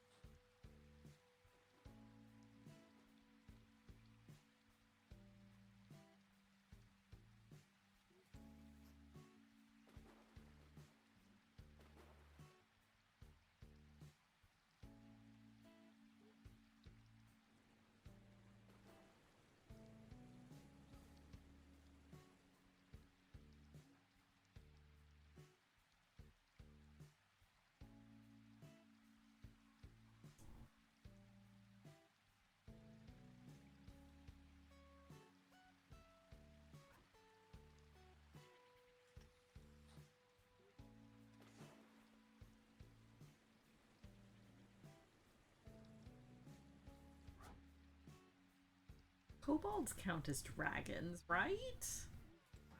Dragonborn count as dragons, right? Plot twist. Randus fakes us out, and his birthday dragon for this year is like a new dragonborn NPCs. But we already have a couple.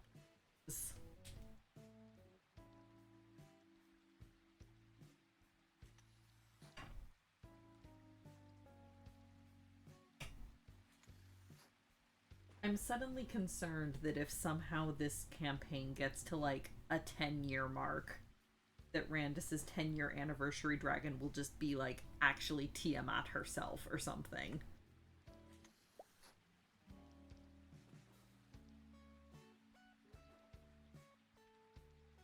Right.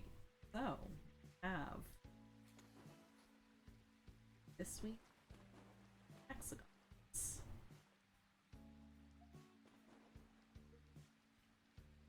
I put them on screen. Here we go.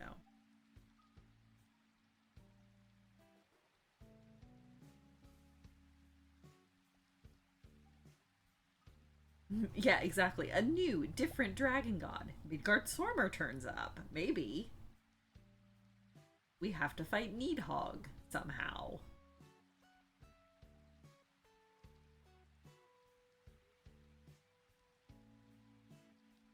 That would be actually objectively the funniest thing. If we delay on fighting Cryovane for too long, we just get like isekai'd into the Nidhogg fight.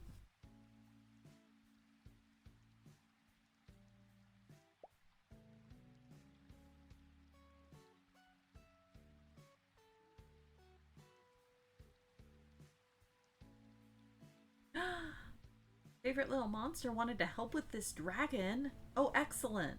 Now I'm excited.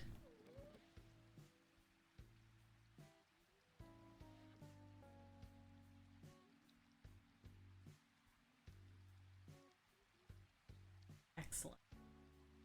I hope our reactions live up to her expectations.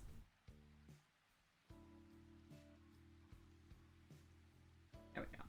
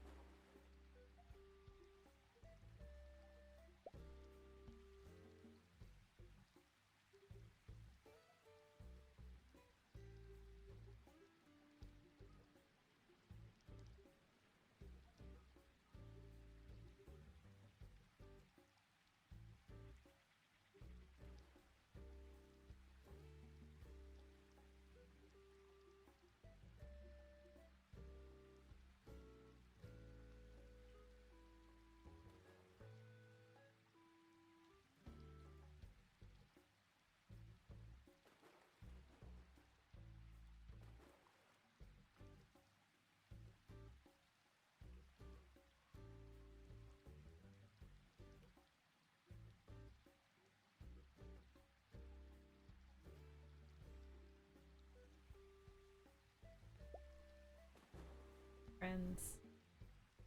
I am only slightly ashamed to admit that I got by advertisements this week. YouTube served me up 2 ads for Uma Musume Pretty Derby, and I have now downloaded it and begun playing. Although, to be fair, I was aware of the game beforehand. I just was not aware that it had actually come out in English, because the English release of it got massively delayed. So I had lost track of the date it was actually coming out in English. And then I saw the YouTube ads and went, oh shit, what do you mean it's out?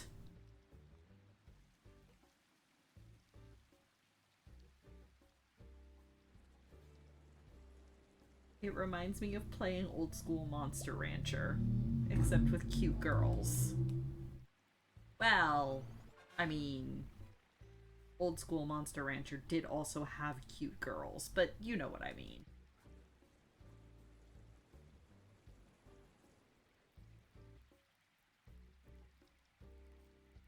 So far, my only real, like, complaint with it, like, the gacha aspects of it are fine. Like, I don't plan on spending any real currency, and so far, the game has been throwing enough currency at me that, like, I've been able to do a gacha every few days. Like, it's not...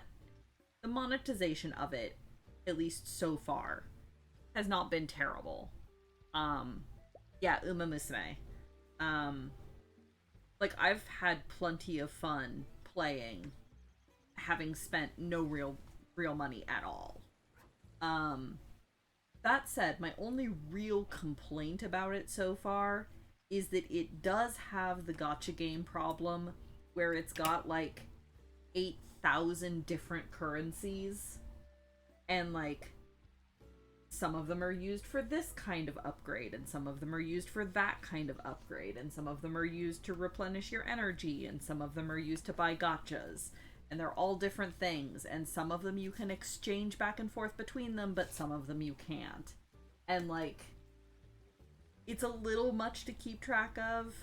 Like, okay, you could probably condense a bunch of these, and I get why they do it. But it's, like, it's fine. It's fine. That's my only real complaint about it. The gameplay is actually really fun. To me. It is a, like I said, it feels like playing old school Monster Rancher, where you are setting up... Oh, okay, for those that aren't aware, Uma Musume is a gacha game, like a gacha adjacent game, where you are training girls to run in races. However, all of the girls are based on... They're all horse girls. Like, they have horse ears and, like, long horse tails. And they're all based on real-life Japanese racehorses. So, like, some of the girls, their strengths will be based on, like, what that real-life horse ran. So if they're better at short sprints, or if they're better at, like, long-distance endurance races. And, like, sometimes their looks will be based on the horses. Like, it's fun. And the actual gameplay loop is you pick a girl to train in career mode, and then you go through, like, training regimens to make their numbers go up, and then you run them in races. And you can, like, teach them different skills that will activate during the races to confer bonuses, but the actual races themselves are all auto-run. Like, once you hit the button to start, you just sit there and watch. Which is actually kind of fun. The only bits you actually control are the training, so, like, which stats you're focusing on, and then the actual teaching of skills. But there's a bunch of, like, character events and, like, fun bits and bobs that actually make it really enjoyable. To me, I can definitely see how some players would find it very tedious. It's definitely not a game for everybody. But I've been quite enjoying it, and the horse girls are really cute. Yeah, some of, and again, because there's so many different girls and so many different, like, they all have different personalities. So depending on the personality, some of them can be a little bit yikes. Like, there's at least one where, because you're taking the role of their trainer, right? Like, ostensibly an adult that works for their racing academy that is their trainer.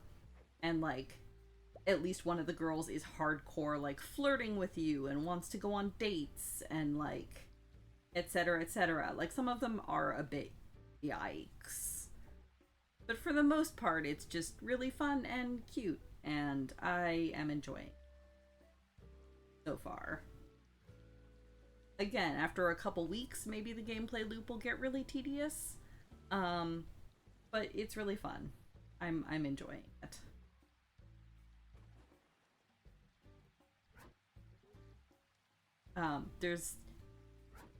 There's an interesting bit of trivia where, because so the way that it's done, like, in universe, is Uma Musume are a one gender race, like they're all girls, and they're like a quasi magical species where they're born to run, like that is their, like, that's all they want to do, is they just want to run and win races.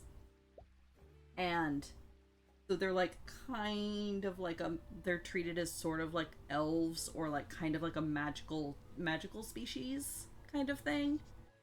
um I forget about, oh yes, so um they're all based on real life horses, but obviously not all real life horses are girls. In fact, most race horses are stallions. Um, so there's a neat thing in the character designs for the Uma Musume, where all of them will have some kind of a hair accessory or an accessory on one of their ears. Like, they'll have a bow around one of their ears, or they'll have like one earring, or like a hair bow on one side or something. And that actually indicates whether the real life horse they're based on was a mare or a stallion.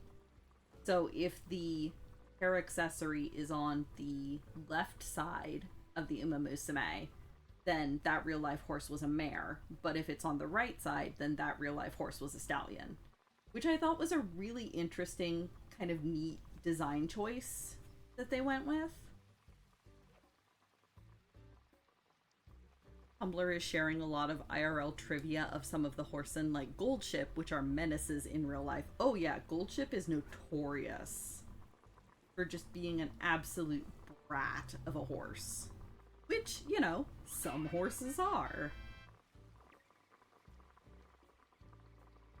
Especially thoroughbred racehorses. They are, like, notorious for being high strung, like, absolute demonic menaces.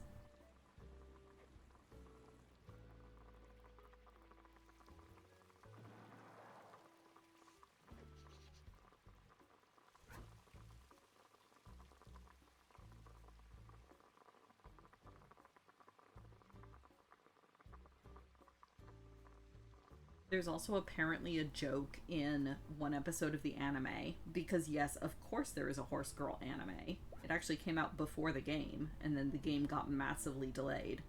Um, but there's a joke in one episode of the anime where two of the characters start, like, they start quoting Star Wars back and forth to each other. Like, the one girl is like, your trainer never told you what really happened to your father. And the other girl's like, he told me enough. He says my father won the Triple Crown. And the first girl is like, no, the truth is, I am your father. And like, it's treated as a whole big joke. But then the meta joke on top of that is that in real life, those two horses, the one actually was the father of the other. So like, if you know that, there's like an extra meta layer to the joke, which again I thought was really, really funny and clever.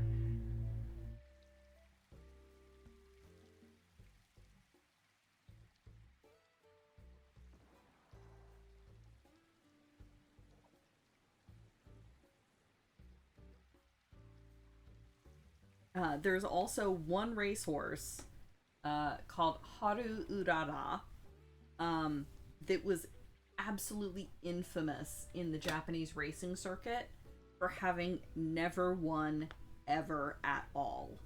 Um, like, I believe the record is she ran in 118 races over her career and never won at all. Not a single one. Um, but she became like absolutely famous for her lack of ability to win, and she became like a crowd favorite. Um, so she is in Uma Musume, uh, and kind of has the same characterization where like her stats are not good, except for she's one of very few that has a high proficiency on dirt tracks. Um, so she's got like a little bit of um like specialization utility, but in general her stats are very low. Um, but she's characterized as like she just loves running and loves making people happy and just wants to run for the fun of it and is very like upbeat and plucky, and it's really cute. Um, her storyline is all about how she starts helping out at this like shopping district in town, just volunteering. And so all of her shopkeeper friends are like, absolutely adore her because she's so kind and so sweet and helpful. And so they all come and like root at all of her races even though she never wins. Like, it's really cute.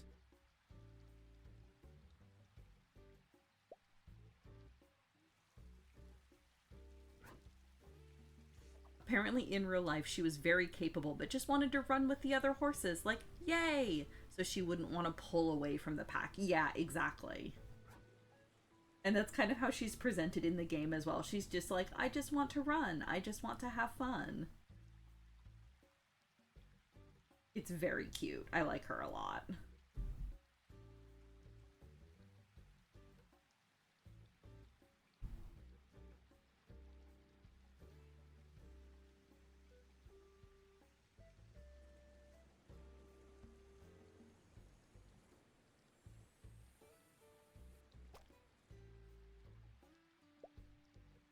Oh, and of course, the other aspect of Uma Musume, because what Japanese gotcha girl game would be complete without it, is there also idols?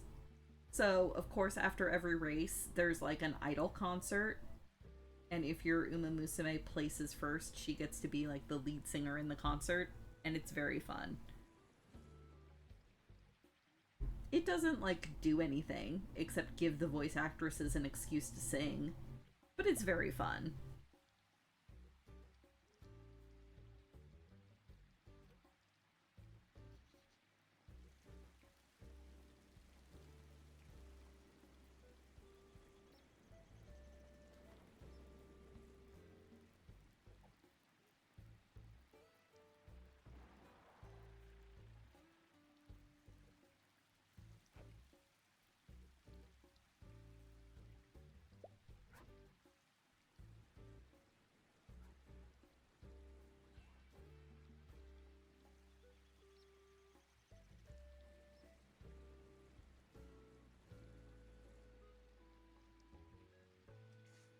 Oh, yes, I can hear Kara down in the kitchen. So, reminder, if you need to be eating something, if you're in a time zone where it's about a mealtime, please consider getting a food.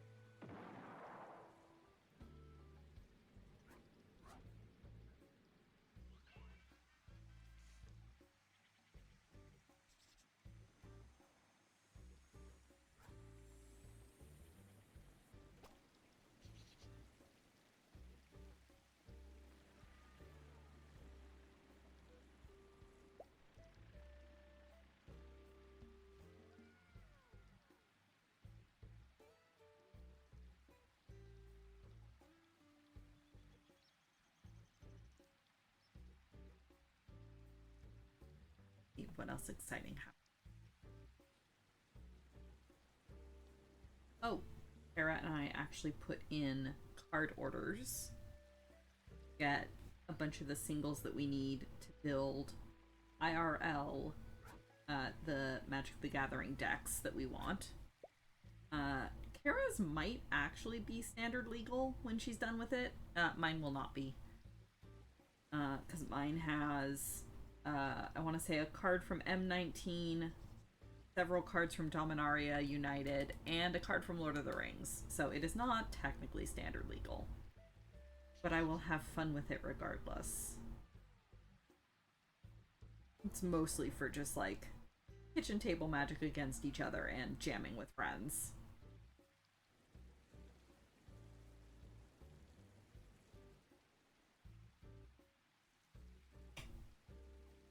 Actually, I think Kara picked up the cards to make both decks that she wants, because she already has most of a red-black horrible wizards deck, but I think she picked up a few more to, like, tune it up. And then I know she picked up a bunch of cards for a white-red raccoon Moogle Shifty Bastards deck. And then I picked up a bunch of cards for, I'm building a white-black Knights deck centered around Dion and Squall. So that's fun. I already have it built on Arena, and it's mean. And I'm having so much fun with it. I'm like, I want to build this in real life. Thank you very much. And now I need to make myself 12 Knight tokens, just in case I ever manage to actually resolve Knights of the Round. You know, someday. Maybe it'll happen. But I have other cards in that deck that make Knight tokens as well, so I might as well have a supply on hand.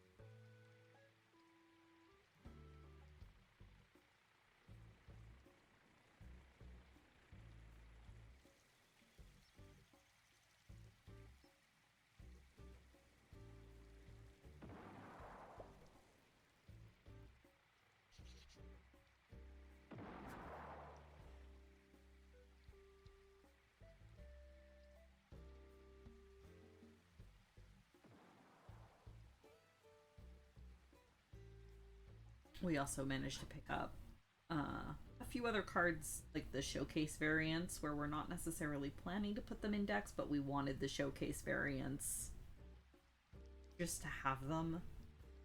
And before they either become impossible to find or shoot up in price because they're becoming impossible to find.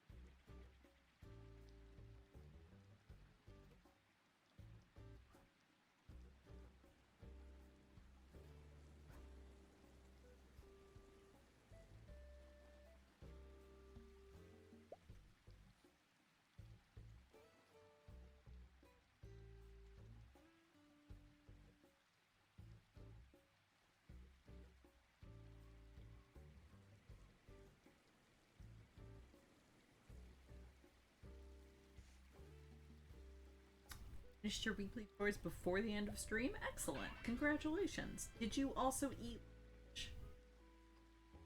Does that count among your weekly chores? Because it should. I mean, hopefully eating lunch counts among your daily chores, but, you do you.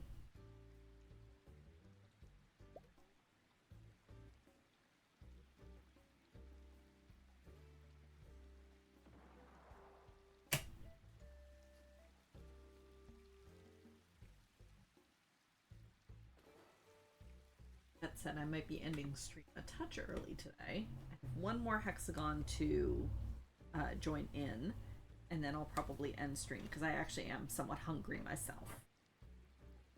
But got one more left to sew in.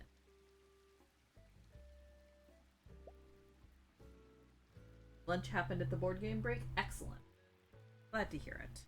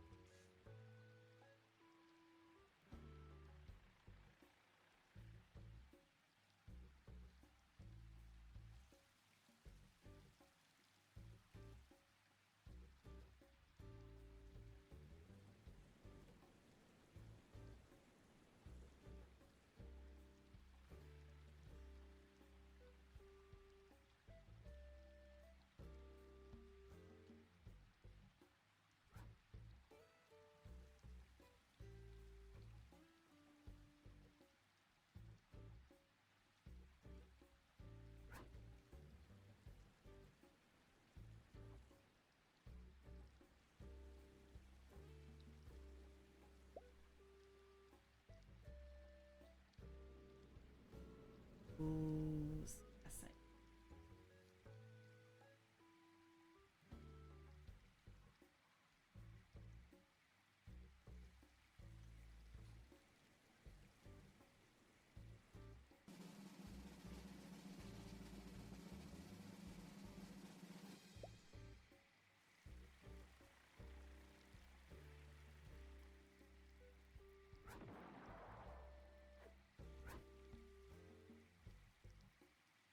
Oh, excellent. Carby tacos as well.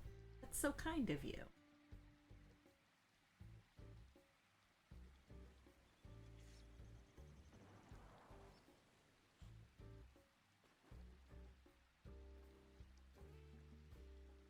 You had sausage and now you want tacos. Well, unfortunately, I can't help you there.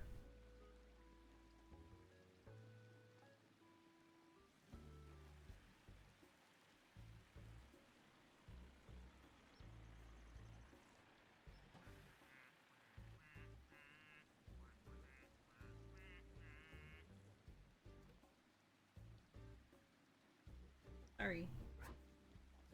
There.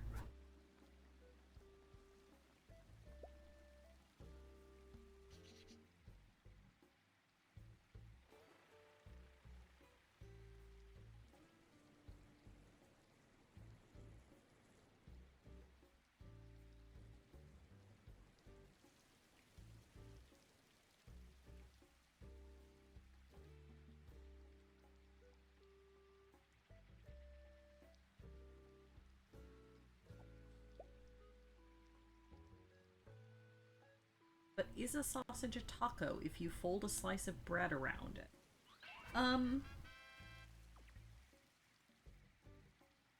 Probably by association, yes, because my argument would be that both a taco and a sausage with a bread around it are abstract forms of sandwiches.